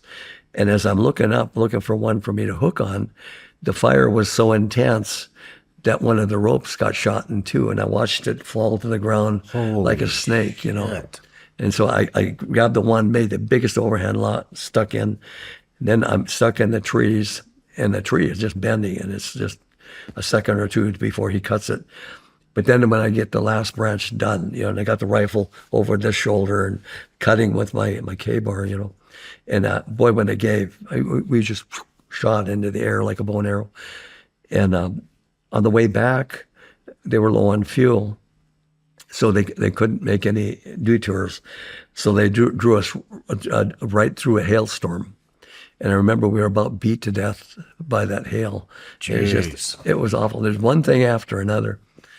And then when we landed, I think it was Ben Het, but Norm Doney, my old team leader and father figure, and Mike Buckland, who went through all the training with me, 37 of us, and he's about the only one left alive besides me, And they're there waiting for me and hugging and all that kind of a thing. And so glad to see us. And I remember too, because the guys were so glad to see me and hug, that I remember I got some Vietnamese there too. And I'm half drunk, being twisted in the air, spinning and spinning as far as it'll spin. And then we go the other way. And I'm so sick and everything else. But I went over and I hugged my Vietnamese. They're important too, and I went and I hugged them and I said, "You okay?" And made sure they were good, and that was the mission. And we were, I was at Pleiku Hospital, Field Hospital, and Norm Doney and Mike Buckland came to see me. They drove 6 miles from Kontum to Pleiku, and to see me and all that stuff. And we went outside, and found a table outside under the sun, and he gave me the heads up. This is what you guys found, and turned out the highest intelligence find of any small unit in Vietnam. Tailwind was gigantic, but there was about 140 people getting it, and it was a whole complex. But what we got was significant. And after that, they had no choice but to release Colonel Rowe and his people out of Long Binh jail. But they still insisted on trying them and all that kind of thing. Just a mockery thing, a control thing, because they wanted to control special forces. And it bothered Abrams because he didn't have control over special forces. We were under complete different auspices. Damn. Yeah. Holy shit. This episode is sponsored by BetterHelp. The holidays are here, and you know what that means. Traditions. Some of us have decades of family rituals, and some of us are just starting to build our own. maybe perfecting a new hot chocolate recipe with the kids, or finally mastering a great aunt's classic sweet potato pie. I love reflecting on the traditions that matter the most. For me, I'm planning to start a new one this year, setting aside a specific time just for myself. The holidays can be a joyful but also hectic and lonely time of year. That's why I think making therapy a new tradition is such a powerful idea, a guaranteed way to ensure you take that time for yourself. It's a space where you can get the clarity you need amid the holiday chaos and think about what traditions you want to keep or maybe even rewrite to make them more meaningful for you. This December, why not close out your year with clarity instead of chaos? BetterHelp makes it easy to incorporate self-care. They are one of the world's largest online therapy platforms, having served over 5 million people globally, and clients give live sessions on average a rating of 4.9 out of 5 based on over 1.7 million reviews. Their short questionnaire helps identify your needs and preferences, and they do the initial matching work for you. If you're not happy with your therapist match, you can switch anytime. This December, start a new tradition by taking care of you. Our listeners get 10% off at betterhelp.com/SRS. That's betterhelp.com/SRS. Want to stay up to date on all things SRS? You bet your ass you do. Our newsletter brings you the latest SRS news and critical updates. Get instant alerts on the newest episodes. Never miss a beat. Exclusive intel briefs from counterterrorism expert Sarah Adams. You've seen her many times on the show. She's going to give unfiltered insights on global terrorist activity. For Patreon exclusives, you're going to get epic range days with me and damn near every guest that's come in the studio. You're also going to get behind-the-scenes content and guest updates. You're going to get first dibs on new merch drops and limited edition items that will never be sold again. Plus, exclusive offers from our partners you won't find anywhere else. So subscribe to the Vigilance Elite newsletter right now.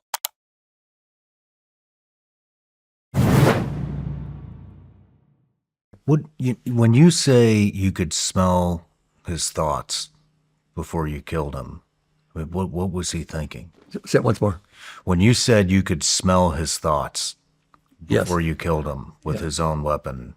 Oh, the guy with his weapon. I could do that. I don't know what we transmit, perspiration and all that kind of thing. I definitely smelled his perspiration for sure.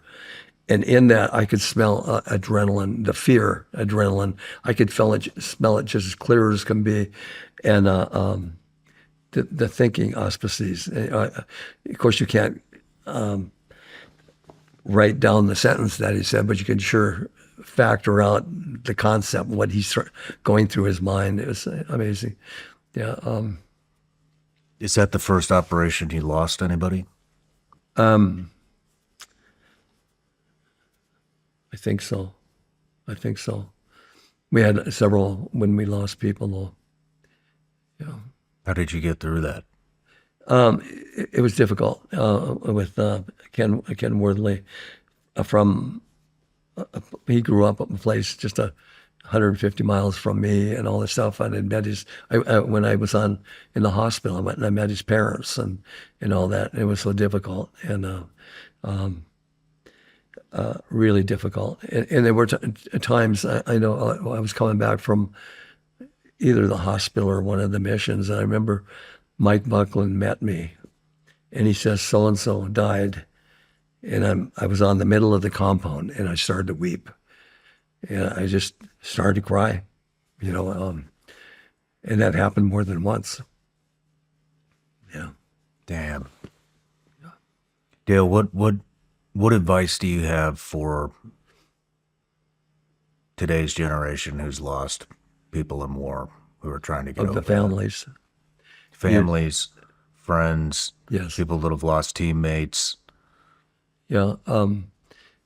If they're Christian, they believe in an afterlife. Okay, you're going to see them again, and we're in sorrow now, But if they don't have those kinds of feelings, about all you can share with them is, well, he didn't suffer long, or it was for a good cause, and though you love your son, a grandson, what he did sacrificially is incredible. Actually, the second SOG book is SOG Missions to the Well.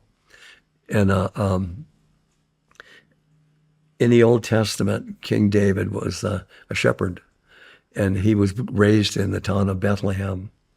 And he wound up to the note of the king when he went to visit his brothers, and Goliath was out there, and David killed him with a sling, But ultimately, he winds up being the king of Israel.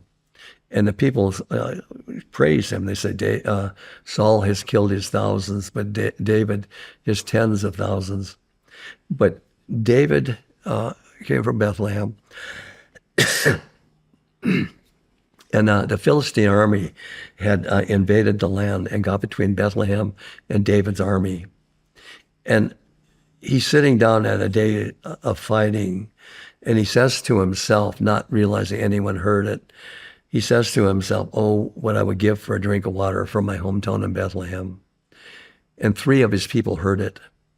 And out of their love and loyalty to David, they fought their way through the entire Philistine army, went to the well in Bethlehem and got a flask of water, and fought their way all the way back to David and presented it to him. And that's how I came up with the title of the book, Missions to the Well. It's when we do things so selflessly, at great cost and sacrifice, and perhaps permanently maimed in some way, or give our lives, that's what David did. His missions to the well were sacrificially, you, at the cost to yourself, do something for someone else. And that's probably the kind of thing I would share to a family. I'm not sure how many of them would take it. Perhaps not at the beginning, but down the line they might. Yeah. Thank you for sharing that. Yeah. Do you remember the first time you killed another human being? An enemy? I don't. You don't? I don't. And I think because of my ethic on taking a life, it's okay to kill for self-defense, capital punishment, and war. And so I don't have that guilt matrix to really make me, cry, sorrow, whatever it is. Perhaps sometimes when you take out the first 1 or 2 that you got, you figure you got them because the fighting is diminished, but they're on the other side of the branches and stuff, and you got them, but you didn't see the dying. Yeah. Sometimes you go back and think, he came from a family too, and he probably didn't want to go to South Vietnam and fight for Ho Chi Minh. Mm-hmm. Yeah, it's really hard to give comfort in that time. Did it ever bother you? No, it doesn't. Only philosophically, when you realize that person probably didn't want to be there, or may not have wanted to be there. But as far as my part in it, it didn't bother me. It needed to be done. It had to be done. And so, there were times, I don't know how many I took out, but there were lots, and I just don't think about it. Yeah, we got plenty of things to worry about on an upcoming mission. Then, Yeah. Same thing with you. Did you stay in Vietnam the whole time, or did you come back home at all? I came back for a couple months of it. 5 months leave, so I was in 3 hospitals, and I wound up in Fitzsimmons Hospital in Denver, and one in Japan, and one in Saigon, I think it was, but 3 different hospitals, and then convalescent leave at home. And what I did when it was time to go back, I could pick one place to go to en route. And so I put my finger on International Falls, Minnesota, and I put the other finger on the other side of the globe, and it said Cape Town, South Africa. And I said, I want to go there. And then every time the plane stopped, whether it was Greece, Rome, Africa, or whatever it was, I traveled in there. Yeah. Did you have anybody to come home to? So again, Did you have anybody to come home to? A brother to come home to? Did you have anyone? To come Were home you to? married yet? No, I wasn't married. My family was there. My brother was there. He had a year and a half in the 173rd Airborne. Yeah, that's interesting. On the break, you had told me that your brother was also a Vietnam Yeah, vet. it's interesting.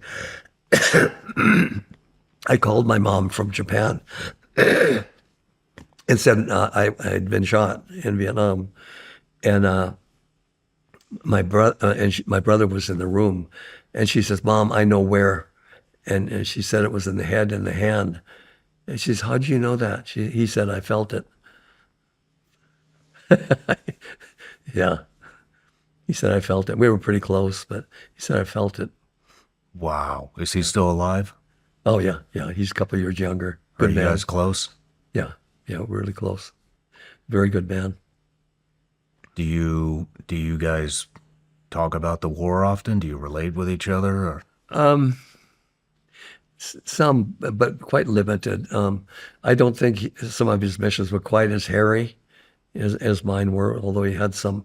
But sometimes, usually, it's in connection with me writing something or trying to find something out. Writing the other two books. The immense amount of time it takes to find the witnesses and the documents and all that. And I remember I was trying to find a witness to Siege at Ben Head, actually, and I called the day he went into hospice. And that's the kind of thing it was. More difficult every year, I'm sure. Man. So we talked about, let's talk about the Car 15 30-round magazine. Car 15. And of course, what I mentioned before was, changing the magazines, is that they had, after the Tet Offensive, the Viet Cong was essentially wiped out, 35,000 Viet Cong. So it had to be, and their primary weapon was the SKS, or the captured American carbine. So the NVA came with theirs, the RPD and the AK-47 and all the rest, But the AK-47 had a 30-round magazine, so that was one help. We had the M16, but we couldn't carry it overseas for a while because we had to go sterile. No tattoos, no laundry marks, no nothing, completely sterile. And because if we were captured, granted, the United States will disavow any knowledge of us, the old adage. So in that one firefight I was at, the three of them stood up. There was a whole bunch, but there were three right in front of me, and we were trading bullets. And the one guy emptied his rifle on me. The other one was just about done, but I got the other two, and I don't know if they were finished with their magazines or not. But I got two of them, and then the third one still had 10 magazines. And I'm reaching for the magazine, and that is we'd already started trying to find a producer to make them because we saw the need when the AK-47s came in. And so we all put in $50 toward it. John Plaster headed it up, and he started finding manufacturers all over the world who can do this for us quickly. And by the time I got back from the hospital and all that, each of us had at least one 30-round magazine. And it wasn't very long after that the United States followed suit, and we started having 30-round magazines. But it was crucial for us, Just like the RPD with the drum held 50 rounds, and if you're in the initial firefight and you got 50 rounds to lay down that first assault, that's significant. That's significant. Damn. Wow. I still can't believe you're the reason we have 30-round magazines. That's just... Yeah. And to not be able to carry it in the first place. Yeah. The magazine, the weapon. Yeah. Yeah, finally, we really complained. We went to our CO, who everybody loved, Colonel Apt, ABT, great man. He should have gotten his star, except he had a heart attack after the war. But we said, look, sir, this is our situation. We're out of ammunition, and they're still shooting. And he says, I'll look into that. And I don't know if he orchestrated the wordage of it all. But basically, they said that the communists had captured enough M16s that the M16 is no longer sterile. And so it doesn't readily identify you as an American. So that's how we got the okay to use it, you know. I mean, it is kind of interesting, right? That I mean, if they had 30-round magazines, why would they be picking up weapons that only have 20-round magazines? You know. Yeah. But did you have any downtime in Vietnam? Or We had R&R. what would you guys do on R&R? I went to Bangkok every time. I love Bangkok. Nice people, friendly, courteous people. Which I totally enjoyed it. You could go to the beach and all that kind of a thing. And it was nice. I totally enjoyed it. You got totally away from the war and everything else. And you were with the other guys, CCN, CCC, CCS, you know, the other 3 units. They would come in and how are things in the north? You know, what do you do differently? Stuff like that. What are I mean, was it welcoming in Thailand? I mean, Yes, yeah. The Khmer, not the Khmer Rouge, but the Cambodians and the Thais are the smiling people. Very beautiful, friendly people. Would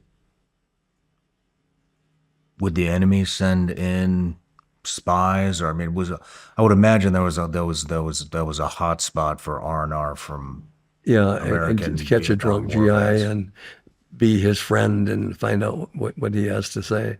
I'm sure that would happen. It's not one of the things that happened to us. No reports of it, no warnings, nothing like that. I think our people were a little bit smarter than that. You know. Have you ever gone back over there since No, you've been there? I haven't. Not anywhere near it? No. Would you? Would I? Would you? I think I would. But I don't think I would go to Vietnam, though. You know, a lot of the guys that go to Vietnam afterward, they say, well, they're basically communism needs capitalism to survive, and so they're into business and all that kind of a thing, and welcoming the foreigners and all that. So I don't think they're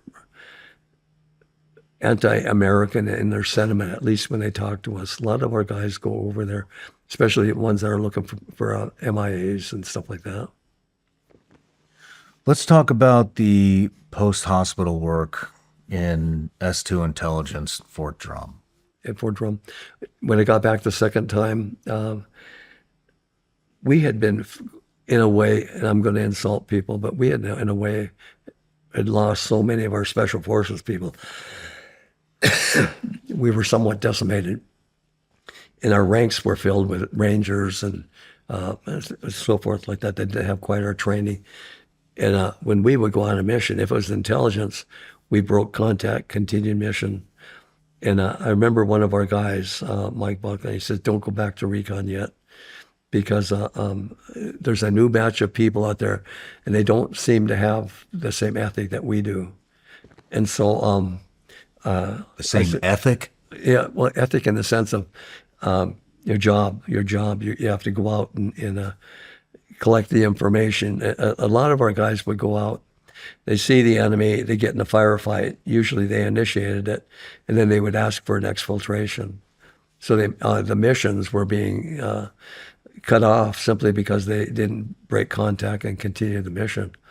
And so they were saying that our old guys are kind of disappearing. You need to sit back and watch for a while. So I did, and what was happening was Fort Drum. It was a secret program that only about 6 of us special forces and 6 or 8 pilots ever knew. They flew bird dogs and all that, and our job was going behind the lines, Laos, Cambodia, Thailand, not Thailand, North Vietnam, Laos, Cambodia, and look for intelligence. And if it was fruitful, you wouldn't have to send a recon team in there and expose them to being killed. Or if you did send one in there, it was to confirm or deny or find a vulnerability. So we were Ford Rum. One of us would fly about 4,000 or 5,000 feet, and the other one about 10, 20 feet. And so the top one up there would say there's a villa and a highway out there that looks like trucks. And so we would come down on the low level, sometimes below the trees, and actually tilt wings to get between trees. And I would be out the window taking the pictures, snapping pictures, and finding enemy intelligence. It would be new segments of road, truck parks, things like that, really important things. And that's what we did. And there were, I think there were 4 or 5 of us, special forces. And I was doing intelligence, and because I didn't want to go on the ground right away until we factored this out. So I was on the ground and debriefing teams so they could go out. And having been on the ground, I certainly knew what they needed to know and so forth. So that was good, as far as intelligence. But and we shared the same office. So that morning, one of the pilots, the backseat observer, was killed. He was taking pictures out of the window, and boy, that looks lucrative. He tells the pilot to go back, and I want to take another picture. Pilot says, no, you don't go back twice. That's lethal, But he says, no, I insist, this was really good. And he goes back a second time, and he gets shot in the head and dies. So then the major who was in charge of intelligence was a little bit concerned. He says, well, no, I wonder what we'll do now to replace him. So I told him, I says, I'll do it. So I started doing the bird dog stuff. Mike Buckland and some of the other ones would teach me what to do, and we had the Leica cameras and all of that. And so it was quite hairy. We're definitely way behind enemy lines for sure. Yeah. And of course, you had Norodom Sihanouk, the emperor of Cambodia, and then I forget who was in North, basically leased or gave North Vietnam and China the western 30% of his country to do their thing, which is where SOG missions were. We knew where they were, so that's what we were monitoring. And so it was densely populated with enemy, the Ho Chi Minh Trail, the figures also, and we could put it on a map really, really clearly, and we could find the truck parks and so forth, and in underwater bridges in the rivers. They make a bridge underwater, and you could see on the shore, you could see where our truck was, and then on the other side, there's an exit, and in between there's a bridge, and but we did that for quite a while. It was extremely lucrative intelligence-wise, is a very good one. And I did that, I suppose, only a couple months. And my roommate that I was with in training group, he stayed with it. And I said, I got to get back on the ground. I feel like I'm not doing anything, which was probably silly at that point, So rather than go back to Recon right away, I went to a company, and that's a story in itself. We had I went to a company. There were only 2 Americans instead of 15, and there was a captain and a first sergeant, and now there was me.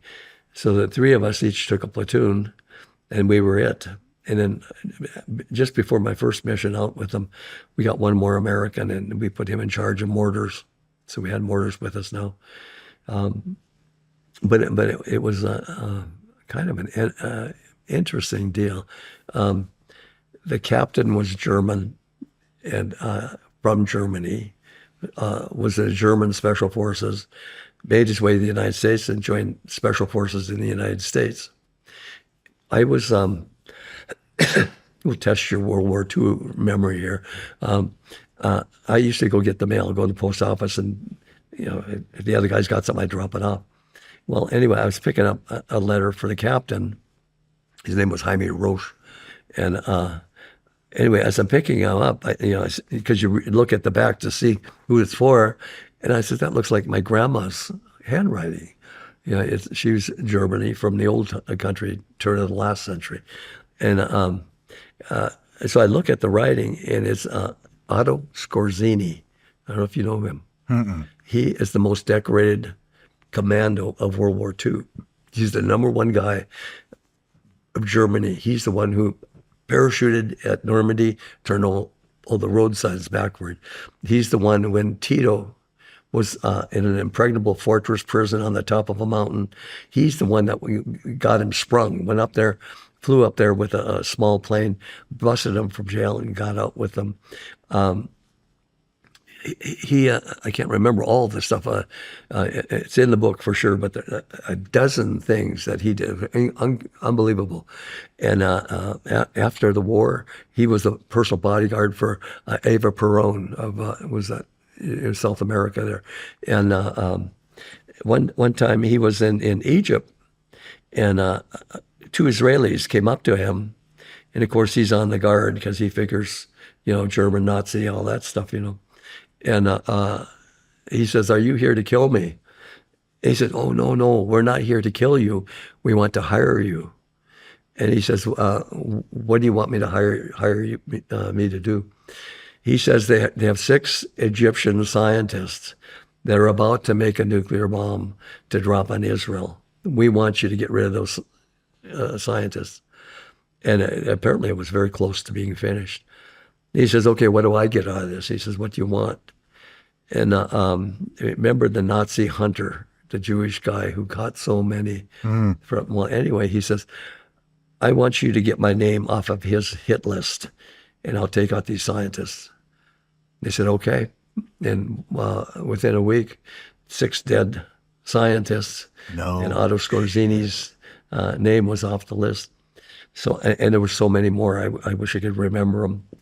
But we're in this company, usually 15 or 16 Americans in a company, and he's the captain, and he's Prussian in his attitude. You don't talk to enlisted men and all that kind. He's very Prussian, like old time Germany, And we would have a mission or something like that, and he would call the people to attention. And they would turn to the first sergeant and said, "First sergeant, take over." And they would salute. The first sergeant would take over. The captain would go to the officers' club. Then the first sergeant would turn to me and say, "Sergeant Hanson, take over the company." And then he would salute. I would salute. He would go over to the club and sit in the same bar stool he always sat in when we weren't going to the field. And so basically, for 6 months at least, I had a company all by myself, and it was great. They were Mountaineer tribesmen, loved them, and it was a reciprocal thing too. You could just see the affection that they had as well. And we had one bad mission as a company, and we had 17 firefights, and I forget 3 days or something like that. That's a lot of fighting, 17 firefights. And we come back, and captain goes to the officers' club, and first sergeant goes to the bar, and then I got the company. Well, anyway, I go someplace around the campus, and they find me at an operations center, and they find me, and they say, "Dale," says, "we got a mission for you." And we just got out. He says, "That mission you were just on, Saigon says was so lucrative, they want you to go back in there." And so, oh man, we had 17 firefights. So on the way to the officers' club to tell the captain so he can take charge, I go by the dispensary, and I ask whoever the guy is in charge. I said, "We're going back in a difficult mission." I said, "Do you have a medic that I can take with me?" And he said, "Yeah, so and so." So I find the captain, and he stands at attention. It's like, you're never at ease among the enlisted swine. And anyway, I said, "Sir, we got a mission. We're going in the same place." And I said, and I passed the dispensary, and I said, "We can take a medic with us." And he looks at me, and he stands ramrod straight, and he says, "Sergeant Hanson, you're messing with my war machine." It's just crazy. Damn. But it was interesting stuff, just a crazy mission, difficult mission, lots of fun. And there was a place in that mission too where Vietnamization was going strong. That's years and years before your military, but Americans wanted Americans out, but we didn't want to abandon the South Vietnamese. So they had Vietnamization where gradually we would teach them, and they would take over our jobs and stuff and so forth, and then leave them at least capable of doing the missions and so forth. Well, a lot of the Vietnamization was really good. Now, there were three of us, plus the guy on the mortars, four of us with this company. And we find this huge complex. It looked like a Western fort, except they had trenches all the way around it, logs and all that stuff. And it was formidable with the fighting pits and everything. So when we found that area, my people were the ones that cleaned that out and so forth. And anyway, we the next morning, and it was a difficult time. We actually went down the hill and charged them as they were about to have their breakfast and all that stuff, and we basically wiped them out and took over their position. The captain and the first sergeant decided that they're going to go all the way around, back up the road system to the backside, and then do a push and push the people to me back at the old site. And that's fine. So I get my people, so we're all ready for the attack. And I'm confident that we can hear them when they come through, and we'll take them out. Well, anyway, now I'm hearing them come. I can hear the brush crackle and all that stuff. And there's some shooting up above, and they're coming toward me. And I know any minute now we're going to have a big firefight. So I look left and right, and I get my people, and I give them the heads up. This is going to happen. And all of a sudden, I hear shouting, and I look back beside me, and there's two Vietnamese lieutenants who I never saw before. And I how in the world did they get there? Well, it turns out we had an ammo resupply. And Vietnamization and Saigon says we have to have these two guys. So they're here and they're in my element. And I didn't even know they were there. Then all of a sudden they start yelling and shouting in the radio as loud as they can. And I know exactly what they're doing. They don't want to get in a firefight. And they want to warn off those people so they don't have to be in a firefight. I yell at them as much as you can yell, you know what I mean? Get it, their attention. And they keep yelling and ignoring me totally. And I get closer and I yell at them, and they ignore me again. And so I went over there and I grabbed their radios and I threw them over the embankment. And then I went back to my position because they are so close. Within 2 minutes, we're going to have a firefight, And I look back at the sky and, I look behind because I'm not sure that they're not going to try to shoot me, So now I got to watch my back as well. And I look behind me, and I have three of my Montagnard tribesmen, each facing the Vietnamese with their rifles out. Oh, shit. You do not touch Hanson, It's great. But a lot of that stuff toward the end of the war. Loyalty right there. Yeah, no kidding. Yeah. And we had a lot more firefights. That mission, too. 17 is a lot. 17 firefights. Yeah. We had on that same mission the first night. How did that firefight go down? We won everyone, hands ready to down. get I took minor wounds. That's it. Nobody killed or anything like that. So we did well and so forth. On the night before, we slept right on the road, which I think that was Cambodia. I don't think it was on the Vietnam side. I think we're in Cambodia. And I think part of the Ho Chi Minh Trail is going by, and it's really well traveled, that kind of a thing. And we're there, and the first sergeant says, we stop here and we RON on top of the Ho Chi Minh Trail, right on top of the highway system. And so I'm here, I'm thinking, if I don't get shot, I'm going to get run over by a truck, one of the two, And so we did. We spent the night there, and then the next morning, I assaulted with my platoon down at that site where the big bunker complex was. Yeah, interesting stuff. Yeah. Wow. Damn. How long were you in that unit or The companies? Yeah. It wasn't that long. I don't think it was 6 months. Well, maybe it was because it was a full year. What did you like better, SOG or that? Well, most gratifying, but also the scariest was Recon. I mean, you're over there with a half a dozen people in the middle of bad guy country with thousands in between. Mm-hmm. That was downright terrifying at times. Yeah. I'll bet it was. Yeah. And, interesting, you look at the guys and they never showed it, really. I don't think any of us really showed it well. But nervousness, not fear. Some kind of an apprehension and appreciation of what you're about to go through. And this is not going to be easy. And you're well trained. Your assets are there. They're fine. They'll come and get you, and no matter what. We had good support all the way through. The people in operations and some of these other places, they're good people. Colonel Apt, just a sweet, good man. He's like, you could be a commander without being a gruff, like, you know what I mean? You don't have to be unlikable. Just let your people know that what you say is it.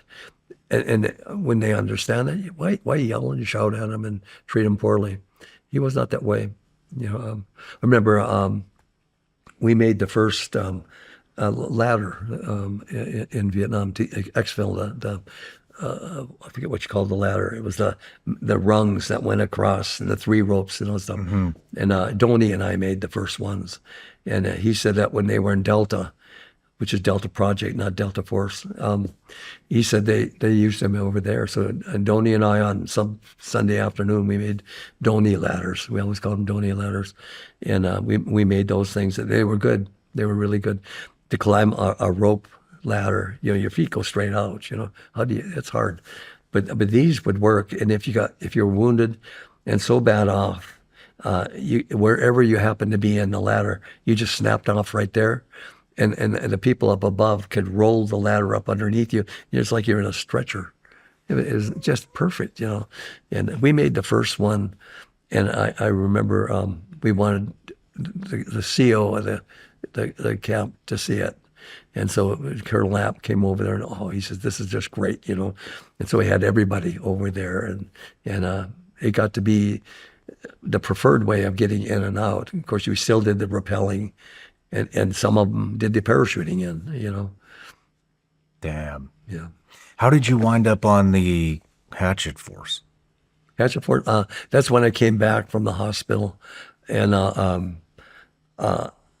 I wanted to get back on the ground per se, and not just in the bird dog. Mm-hmm. I actually physically wanted to get on the ground and fight. I don't know if I felt guilty for not being on the ground. I don't know what the reasoning was, but it just seemed that I wanted to be there, where the guys were, where the fighting is. And so it didn't take long to get on it, because when I mentioned it to the CO, he says, 8 company really needs you. Only had 2 Americans. A lot of the other missions, there were 15, 16 Americans, squad leaders and platoons and companies, all that. Yeah. Any significant stuff with the Hatchet Force? Mm-hmm. Yeah. It's a good bunch of guys. We had 2 for a while, and then it was down to 1. And then there were Mike forces, and then some of these other ones, depending on who you were attached to. Mike force could be to the B team, and we were on the A team, and or in the projects, So So the Hatchet force is basically a quick reaction force for the Or SOG you're guys. looking for trouble, one of the two. And we could go out as a platoon or a company. So by the time you got into I'm just curious. By the time you had gotten to the Hatchet force, you had said that the SOG was kind of being infiltrated with inexperienced Yeah, operators. and I don't want to offend people by doing that. And so kind of where I'm going with this is, by the time you were at the Hatchet force, had you already seen the inexperience infiltrate the SOG? Yeah. And so what was that like being a reactionary force for a SOG unit that is less capable than when you were in? I think in some ways it showed up in the Recon first because the adage that we had in SOG was, okay, you get in a firefight or something like that. And the adage was always break contact and continue mission. So as much as you can, you overwhelm them, broke contact, E&E to get them out of the way, and then continue the mission if you can, because your job is gathering in intelligence. And the fact that unless it was overwhelming force and it's imminent disaster for you, you don't call for an exfiltration. You continue the mission. That ethic didn't seem to carry over to the new guys because so many of them would get in a firefight and then they pulled out and then went to A&D and got their Bronze Star or whatever, And we would, we had some missions that it was so dense and so forth. And you had to sneaky Pete so much. And yet you were so successful at it that you didn't have a firefight. And then you come out of the thing and people would think, well, you had a dry hole and nothing happened, because you didn't get in a firefight. And it's like, man, we did what we were supposed to do and didn't get in a firefight, How would the Hatchet force work? Would you be how would you be co-located with a SOG unit that's on a mission? They could. In other words, if they found something significant, they could radio the information. They could send in a reaction force. So they would turn it over. Yeah, they could do that. Okay. Yeah. Okay. Yeah. What kind of significance? I mean, I have there that you did a significant cross-border operation. Yeah, things that needed to be acted on right away, or they're going to lose their significance. Perhaps something that stalled the enemy movement going south or wherever they were. That gave you an opportunity right there. If you act right now, you're going to do all right. Yeah, I think that's about it. Just it has to be significant for the recon team to pass it over, because when the recon team gets pulled out, they may be compromised simply because of the helicopter and all that. I'm just curious. So I'm just trying to figure out what the dynamic is between the Hatchet or Mike force to the SOG unit. I mean, would this be the way I envision it is, when I would go out with a SEAL team, or every once in a while with at the agency, if there were air assets, if there was a blocking force, if there was anybody else involved, everybody sat in with for the same exact brief. Right. But I mean, with what you guys are doing, I mean, I think you signed it was like a 20 or 30-year waiver, like non-disclosure agreements. And I mean, and so I guess what I'm asking is, how in tune was the Hatchet or Mike force with the SOG unit? Did they know everything, where they're going, everything, or were they just they waiting just to get called? Top secret. You knew your own mission. That's it. Yeah. So if you were captured and tortured, that's all you can tell them. Yeah. So, you for the most part, you wouldn't know what the next team is doing. So the Hatchet force really has no idea what the SOG unit is doing. Right. Unless they're part of SOG. They are part of SOG. We had a reaction force, different names for it, but we had one in the compound. Okay. Yeah. So they were very in tune with what you guys were doing. Yeah. And they could send out everything. Locations. the actual mission set, the objectives, all that, the Hatchet force would be read into that. Would they be out in the field at the same time the SOG unit was? They could be, like SOG Recon people. They would like to have 6 or 7, like in CCC, in my area. They would like to have 6 or 7 teams on the ground all the time. Okay. So it's possible all of them can be in trouble, and that happened, and I wrote about it in the book. And then there will be a company as well.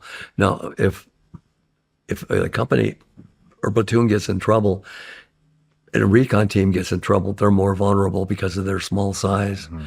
So air action would be deferred to the small one or the most vulnerable one with, I suppose a platoon with half casualties or something would get some precedence. Gotcha. Yeah. Gotcha. Well, Dale, let's take a break. Okay. When we come back, we'll talk about leaving Vietnam and coming home. Hey everyone, if you're like me, this time of year heading into the holidays, life gets busy. My routine can get totally thrown off, and trying to maintain a balanced diet and give my body the nutrients it needs can be a real struggle. That's why I rely on AG1. I drink it first thing in the morning, and it's become the single easiest daily health habit that helps me stay consistent. I use this, and you should too. AG1 is the daily health drink that combines your multivitamin, pre- and probiotics, superfoods, and antioxidants all in one simple green scoop. It supports whole body health. AG1 Next Gen contains more vitamins and minerals than ever before and is clinically shown to fill common nutrient gaps. Plus, the pro and prebiotics help support gut health and digestion. It makes me feel proactive and confident knowing I'm promoting my immune health every day.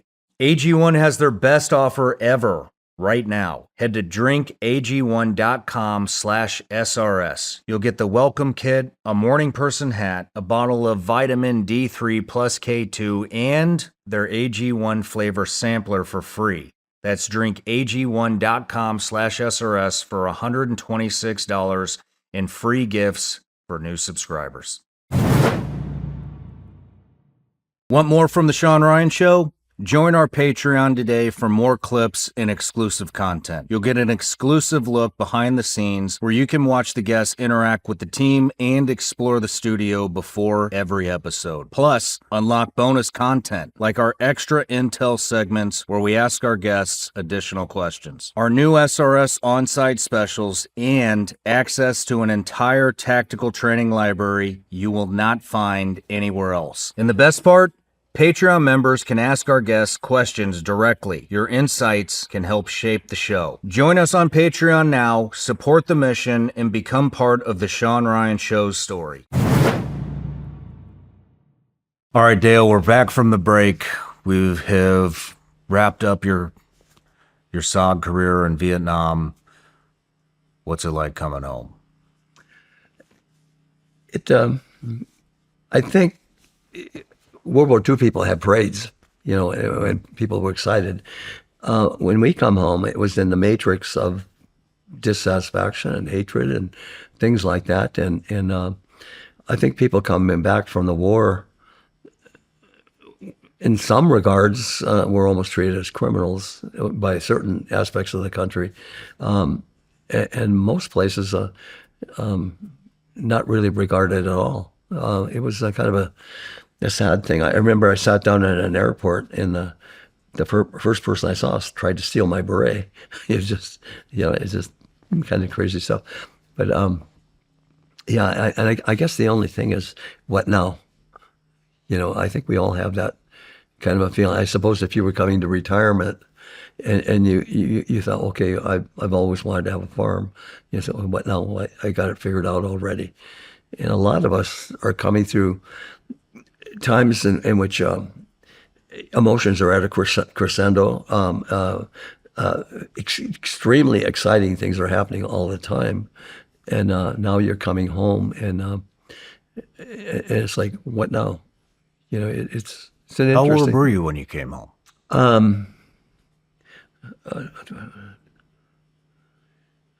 25 maybe. 25 years old. I think so. Holy Yeah. shit, man. Yeah. All that by age 25. Yeah. Yeah. Wow. And we only touched the top of the iceberg. The rest of it is in the books and so forth, you know. What I mean, what did you hide out when you came back? I mean, we haven't experienced it, and I wasn't alive back then, so I don't know exactly what that was like, but from the people I've talked to and what I've seen and footage and the way Hollywood portrayed it, which who knows if that's fucking realistic or not. But it looked horrific. The way that you guys were greeted when you came home looked horrific.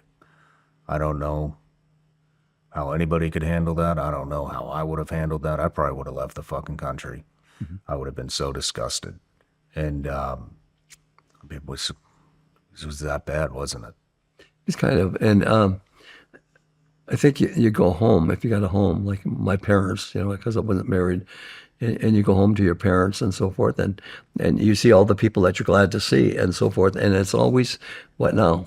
What now? What's next? You know, life hasn't ended. It's starting. It's a new, you know, not matrix, but it's a new thing that is happening, and it's a little bit difficult, and you kind of don't want to go uptown to the store and bump into people. You kind of don't know what to expect in your world. You know, I thought of going back to college again, and I really didn't want to. I don't know. I think it's Teddy Roosevelt. He says, "He who knows the scriptures thoroughly has a college degree in his mind." Yeah. So anyway, I never went back to college. I studied all my life, but it was on topics I wanted to learn, you know, and became well versed in some things, you know. What did you get into? I mean, what was it? What was reintegration into civilian life like? What were you? Civilian life. Who did you gravitate to? Yeah, I wasn't too long, and I figured I needed to work. You know, it's a reality thing, and so the old paper mill where I worked in college, you know, in the summertime, you know, that was one thing to do. You know, and it's like, I don't want to spend my life in the wood room watching bark peel off of logs. You know, there's something better in life than that. It's a difficult transition. Some people had no choice. You know, they went home. They took the welcome home, and then they had to go to work, and that was it. They continued life from that point. You know, that was it. Kind of difficult in a way. Hard to explain too. You know, one of those things you experience but don't articulate. So you got into martial arts.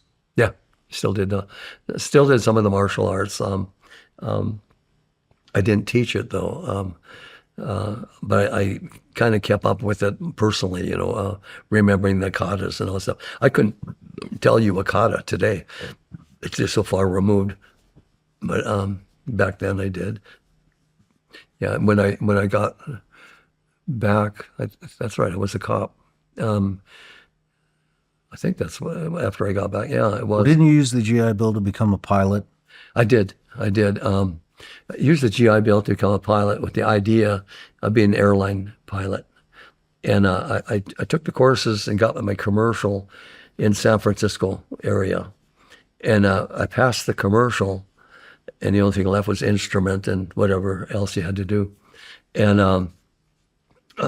when I was doing that, they discovered that the guy who gave me my commercial check ride had also given me a lesson at some point in the past, and there was some kind of a conflict, and they wouldn't count my commercial test because he had given me a test.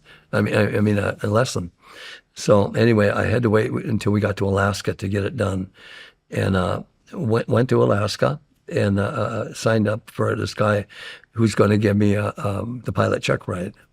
And so I'm sitting at the airport waiting for him to get a student in front of me, and I'm waiting for him to give the test, whatever he's doing, or lesson to this student. And I watch him take off. I think it's the student was flying.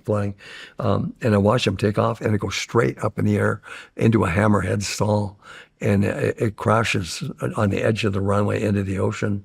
And they never, ever find the plane, and they never find the pilot. But the girl comes up, and she actually becomes 2 broken legs. And she comes up and becomes an Alaska Airlines pilot. And then it took 6 months before they had somebody to replace this guy.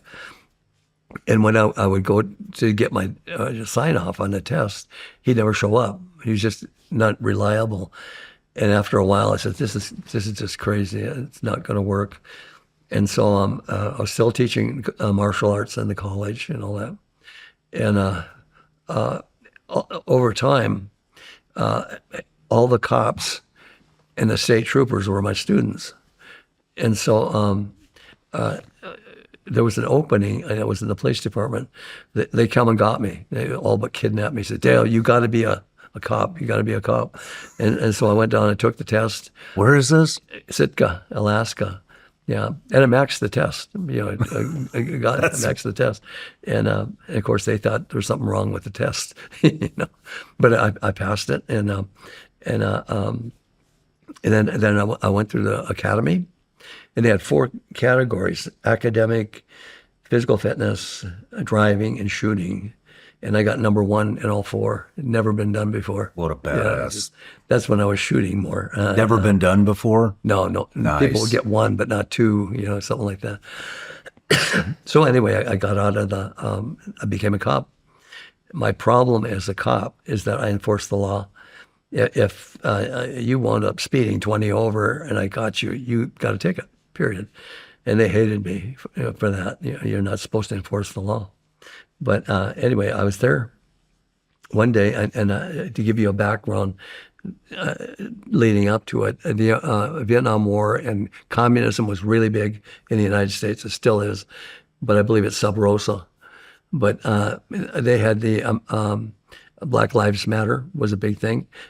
Martin Luther King was a member of over 120 Communist Front organizations, the most of any American. And so that was going big, the fifth column dividing America. Well, in Alaska, they were trying to segregate the natives from the rest of the people. And it was a kind of an easy fix for them because we have 300 villages, and some of them only have 100 people and stuff. There's no way they could have high school and stuff for all of their kids. So Alaska has regional schools. They had 5 regional schools, and one of them was in Sitka. Well, they had people inside who would try to indoctrinate them into communism. And as I would go as a cop, I would go into these rooms to see something from a student, some complaint or something. And I would go in there, and there was these red and black, that's the native colors, the red and black posters. They were all the same size and everything. And they would be in a row, either in the hallway or in a room. And it would be Geronimo, Chief Joseph, Red Cloud, and they would be through 2 or 3 more, and that would be Stalin and Mao Zedong and all the rest. In other words, these are your heroes, Red Cloud and all the rest of them, and it's just factored right into the rest of it. In other words, Stalin and all the rest of those people are equally your friends.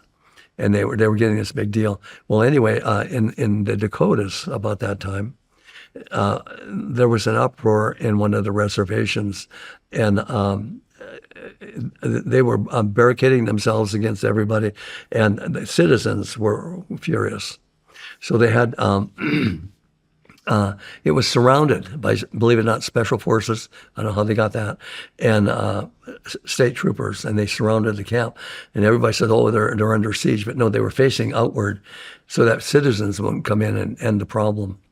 Well, anyway, I won't say the name because he's still alive, and I've had contracts on me. This man headed it up. Well, in Sitka, Alaska, his sister headed up the native uprising in Alaska, and she was really wild, virulently anti-white and all the rest, and pro-communist and so forth. Her boyfriend parked his car along the highway just before all the people would go to work. The mill site was 3 or 4 miles down the road along the ocean, and he parked his car there. And every time a car came by, he would stand out of the car, stand in the highway, and put his gun out with both hands. And then when they stopped, he would go like this and urge them out of the car. And it was absolutely clear in everybody's mind they were going to be executed by this guy. There's no question in their minds. And so they would gun it, and they would take off, and he would empty the gun on the car. Holy shit. And he shot 8 carloads of people. And so I got the call, and the call was this guy shooting at people. He had a rust-colored pickup and canopy, and he was heading toward town at a certain speed.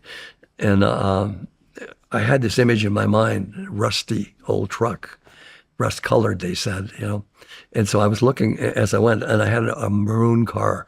It was the investigator's car that they gave me because I was a shift commander. So I'm heading down the highway as fast as the car can go. And all of a sudden, I see this car at one of the turnoffs, where people can pull off and watch the sunrise, And it was not rusty. It was rust-colored pickup and canopy. And I looked and I thought, that's got to be him. And I stopped about 35 meters away.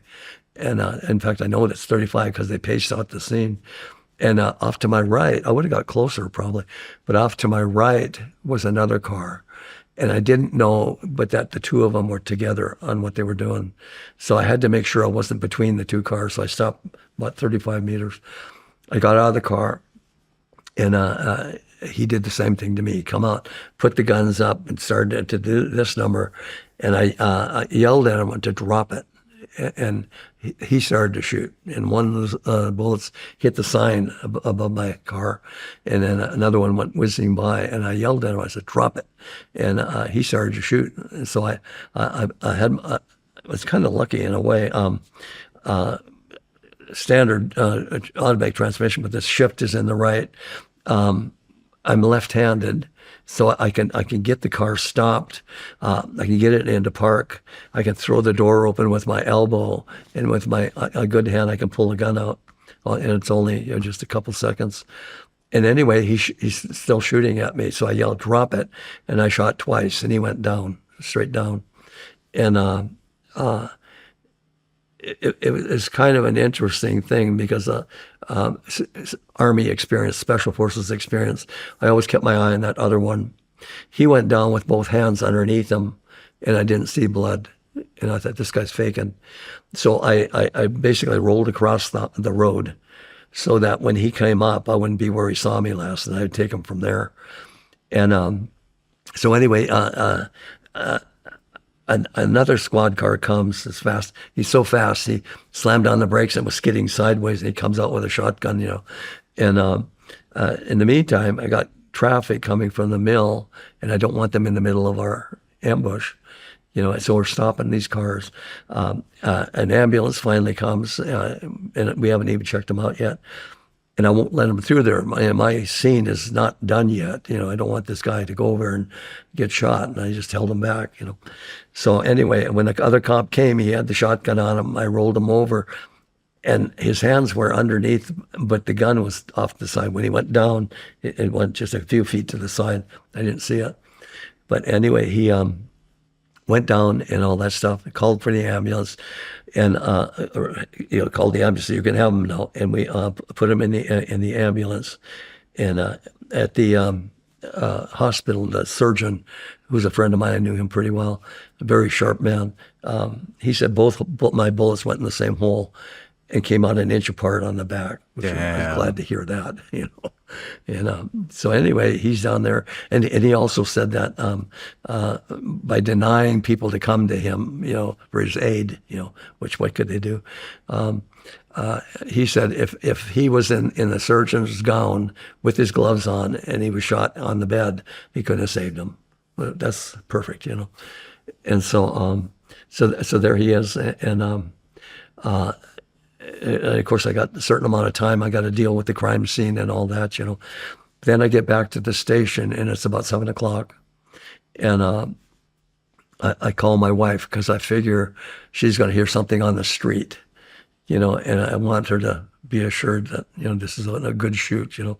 So I called her up, and she answers the phone, and I says, Kath, I just don't want you to worry about, you know, what you might have heard, but I said I had to kill a man last night.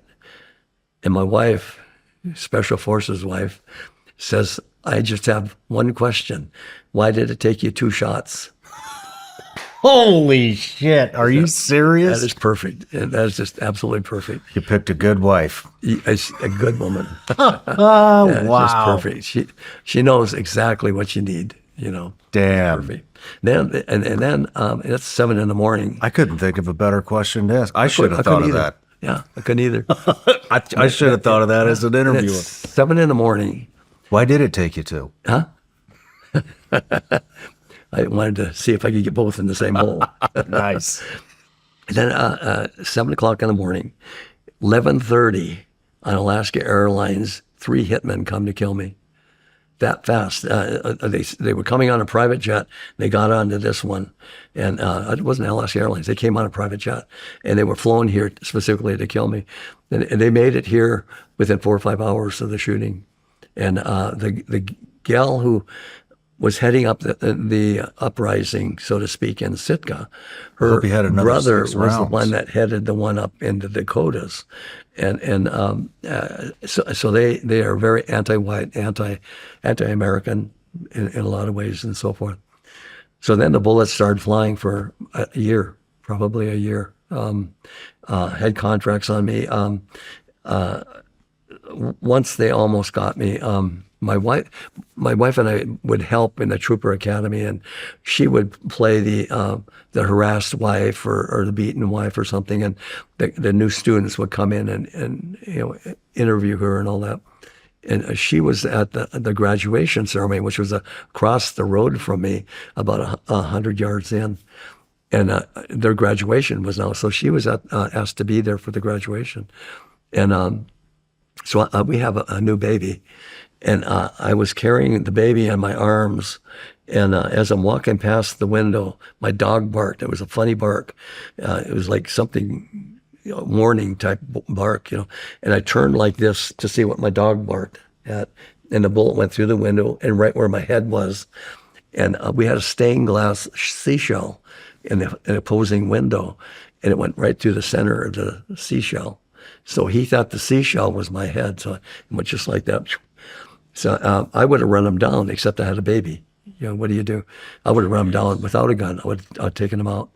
But then I asked I called the dispatch. I said, someone just tried to shoot me. And I said, but I'm worried. My wife is across the road at the graduation ceremony, you know, for the police. And I says, could you make sure she doesn't come back until this is all solved, you know? So one of the cops, a friend of mine, his name was Ernie Starr, went over there, and he was walking down the aisle, and my wife was on the aisle seat, and serendipitous, this is the way things happen in life. He goes up to her, and he's going to whisper to her that Dale, they just shot at Dale, don't go home now. And it was that auspicious moment when the entire place just happened to be totally silent at that second. And the entire place heard it. They just shot at Dale and don't go home. But this is a trooper and cop graduation ceremony. So within 2 or 3 minutes, we had 50 cops and troopers charging into the woods across the road from me, trying to get this guy. You know, they never did. But then like you know, I've had the contracts on my life and all that stuff too. And for a whole year, I had to have the mirror that goes around so you don't have bombs under your car. And damn, be careful. You know, but the big thing with me is you can give them a victory by acting scared and nervous. You know, act confident, and they haven't got a victory at all. And I just took the normal scares. God will take care of me, I hope. And I just took the normal precautions and carried through life. And I think my confidence kept people from trying things that they would otherwise want to do. They did crazy things like invite me to go snowmobiling. Guy I didn't know at all. He's going to wants me to go snowmobiling with him. Things like that. And lots of stuff that happened for about a year.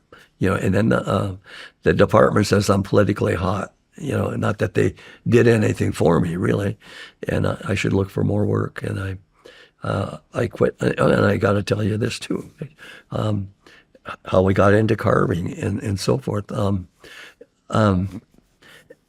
I was, what do you do? What do you do when people are afraid to hire you and figure their business would be assaulted or boycotted? You got to start your own business. Yeah, it's pretty difficult. I carved a lot when I was a kid. My mom says I carved up all the soap, but I was carving, and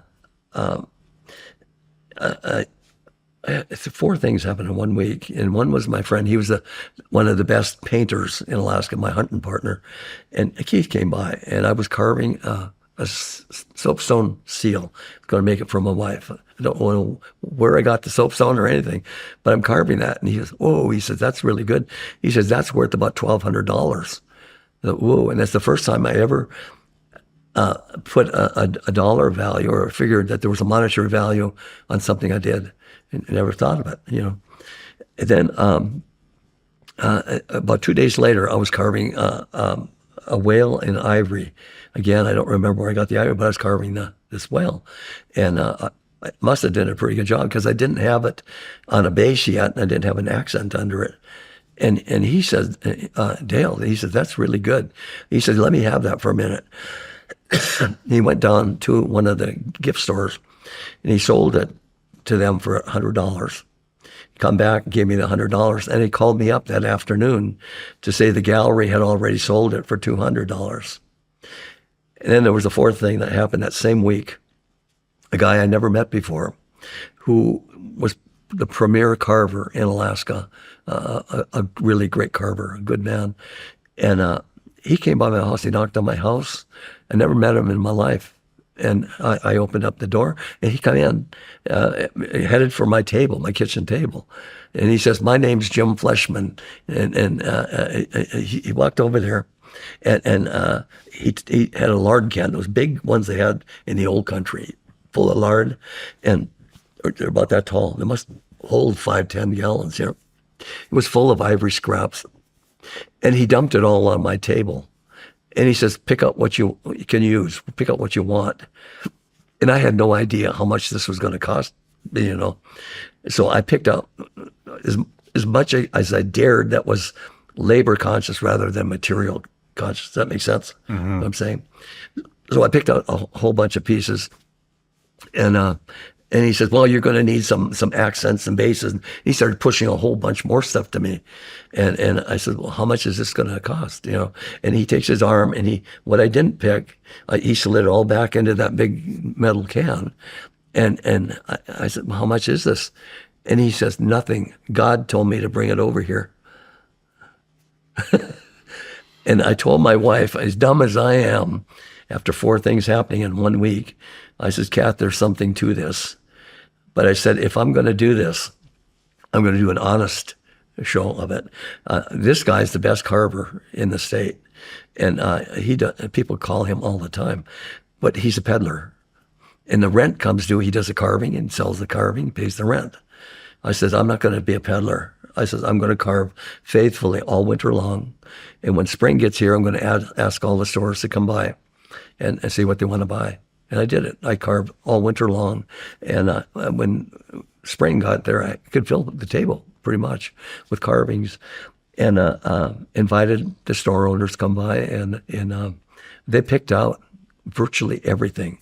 And at the end of about 3 hours, 4 hours, something like that, there wasn't a single piece on the table.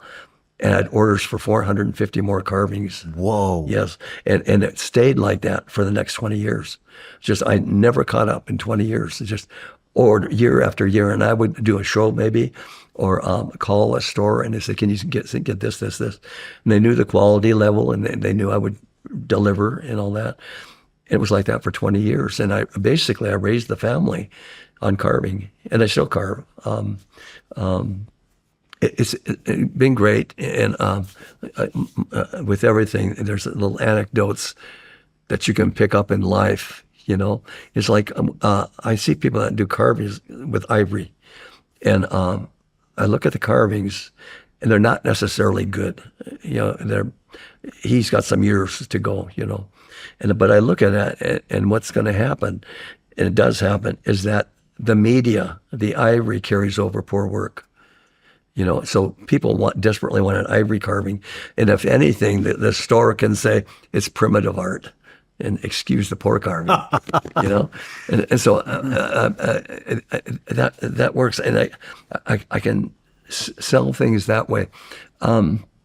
But when I started doing wood, I did soapstone, and I actually started doing bronze and silver, pewter, and all the cast pieces too, and about 250 casts. But when I started doing the wood carving, my greatest gratification was there, because I'm starting with something that is intrinsically worthless. You burn it in your stove and so forth. And I take this thing, and it's only what I do to that makes a difference, that makes someone want it. And that is the gratification I get on the carving, is that it's the ultimate reward. When I was the cop, I don't care how many crimes you did, they let you out on your OR, and it's worse today by far. It's like I feel sorry for the cops and some of these other people who can see no reward for their labor. But the wood is the one that I can see. I look at the piece, and I say, that is good, and I'm satisfied. And for me to say I'm satisfied, that's a unique word, you know. I pulled up your website. Those carvings are incredible. That's about 15 years old too. Man, yeah, you have a lot of talent. Yeah. How did you meet your wife? It's interesting. I was just telling him when I was in San Francisco, we were going to flight school and to be Alaska airline pilot. And I was working in a mill, Fraser and Johnson, I think it was, just assembly line stuff. And anyway, Mike and I were out flying, and I said, we were flying together. We were doing touch and goes on that bank of San Francisco Bay, just on the bank. And I said, I got to go to work. And he said, well, I'm going to do one more touch and go in. So I went to work, and I'm punching in the clock. And the foreman comes out. He says, Dale, he says, your roommate just crashed his plane, and he's at the emergency room in the hospital. He wants to know if you could come out. Of course, you know, and he let me go in the time and all that. So I went to the hospital, and he was messed up. It really was. He said his leg was broken. I said, the other one doesn't look too good either, you know. Not what he wants to hear. But he had cuts on his face and all over, and broken this and that, you know. It was in pretty bad shape, you know. But he says, could you send for Kathy Carlson? Maybe she would come up from Seattle and see me. And I said, sure, you know, and I did. And I called her. And I said, Mike Buckland was in a furious plane crash. He was wondering if you'd come and see him. And Kathy was a beautiful, gorgeous woman. She was like Miss Alaska and all that stuff, because the college president and his wife wanted her to do it. She's not that way, but brilliant lady. And anyway, she came down and picked her up at the airport, went straight to the hospital and all that, and would take her to dinner. And then, you know, and when the time came to take her back to the airport, she went. Next weekend, she came again. And Mike is starting to slowly get a little bit better. And then the third week, she comes up, and I'm seeing Mike is starting to improve a little bit. And I'm sitting in the kitchen as she's packing up the last of her things to go to the airport. And I had no idea I was going to say it. But I said, Kath, marry me. And she says, okay. And that's it. Wow. No flowers, no nothing. Just and just a good woman, beginning to end. And we've been married 53 years, I think. 53 years. Yeah. What's the secret to a successful marriage? Huh? What's the secret to a successful marriage? She has to obey me. I'm kidding. I'm kidding. Cut that part out. Oh, so man. She never sees that. I don't know. We love each other very much. She's consideration, maybe. I don't know, because I don't know what I do right. What does she do right? What does she do right? Oh, she's What's just kept you around for 53 years? She's just a good woman. She takes care of me for everything. If I'm doing something wrong, like on this trip, she says, "Dale, you're dehydrated. You need to drink more water. You're not thinking clearly." Okay, hook me up to a hose. Always watch it out for you. Oh, always watch out for me. Yeah. Good woman. And you became a pastor at a Yes. a small Baptist church. Yeah. Probably for at least 25 years. Are you still doing that? I'm still doing it. Love to study the Bible, and my sermons are really Bible based. And there's a website, Sitka Bible Baptist Church, and the sermons out there. Not the last 10, 15 years, because I don't know how to do it myself, but we have maybe 200-300 sermons on there. But my people are just great. They want to hear truth from Scripture. They want to hear the Scripture. They want it articulated in a fashion that's understandable, logical, and so forth. I haven't lost anybody other than moving away from town. That's about it. But just good people. I just so honored to be their pastor. And we're small because we're on the college campus, and sometime later they closed off vehicular traffic on the campus, so you can't have a sign out that people are going to see come to church.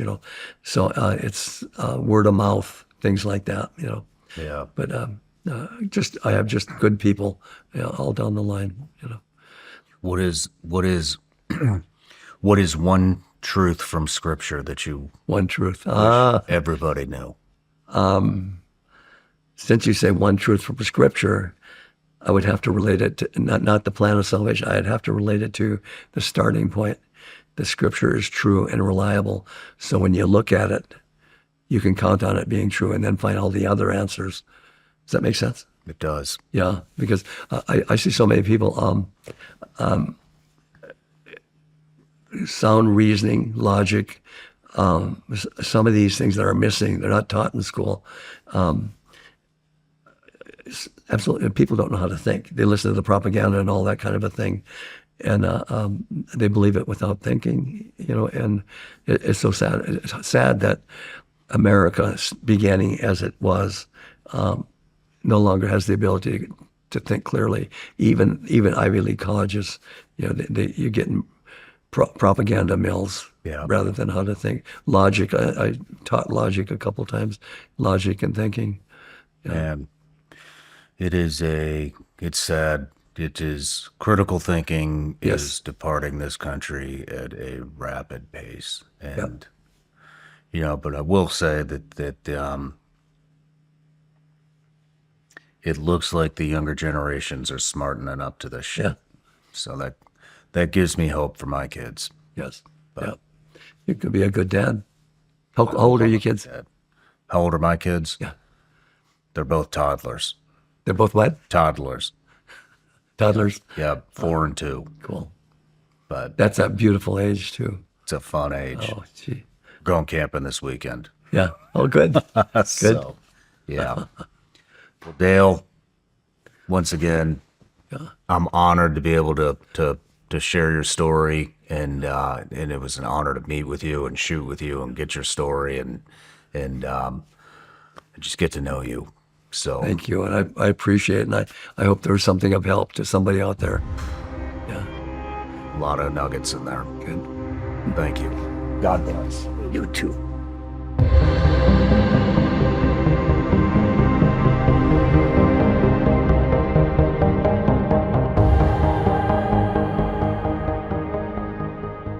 No matter where you're watching Shawn Ryan Show from, if you get anything out of this, please like, comment, subscribe, and most importantly, share this everywhere you possibly can. And if you're feeling extra generous, please leave us a review on Apple and Spotify podcasts.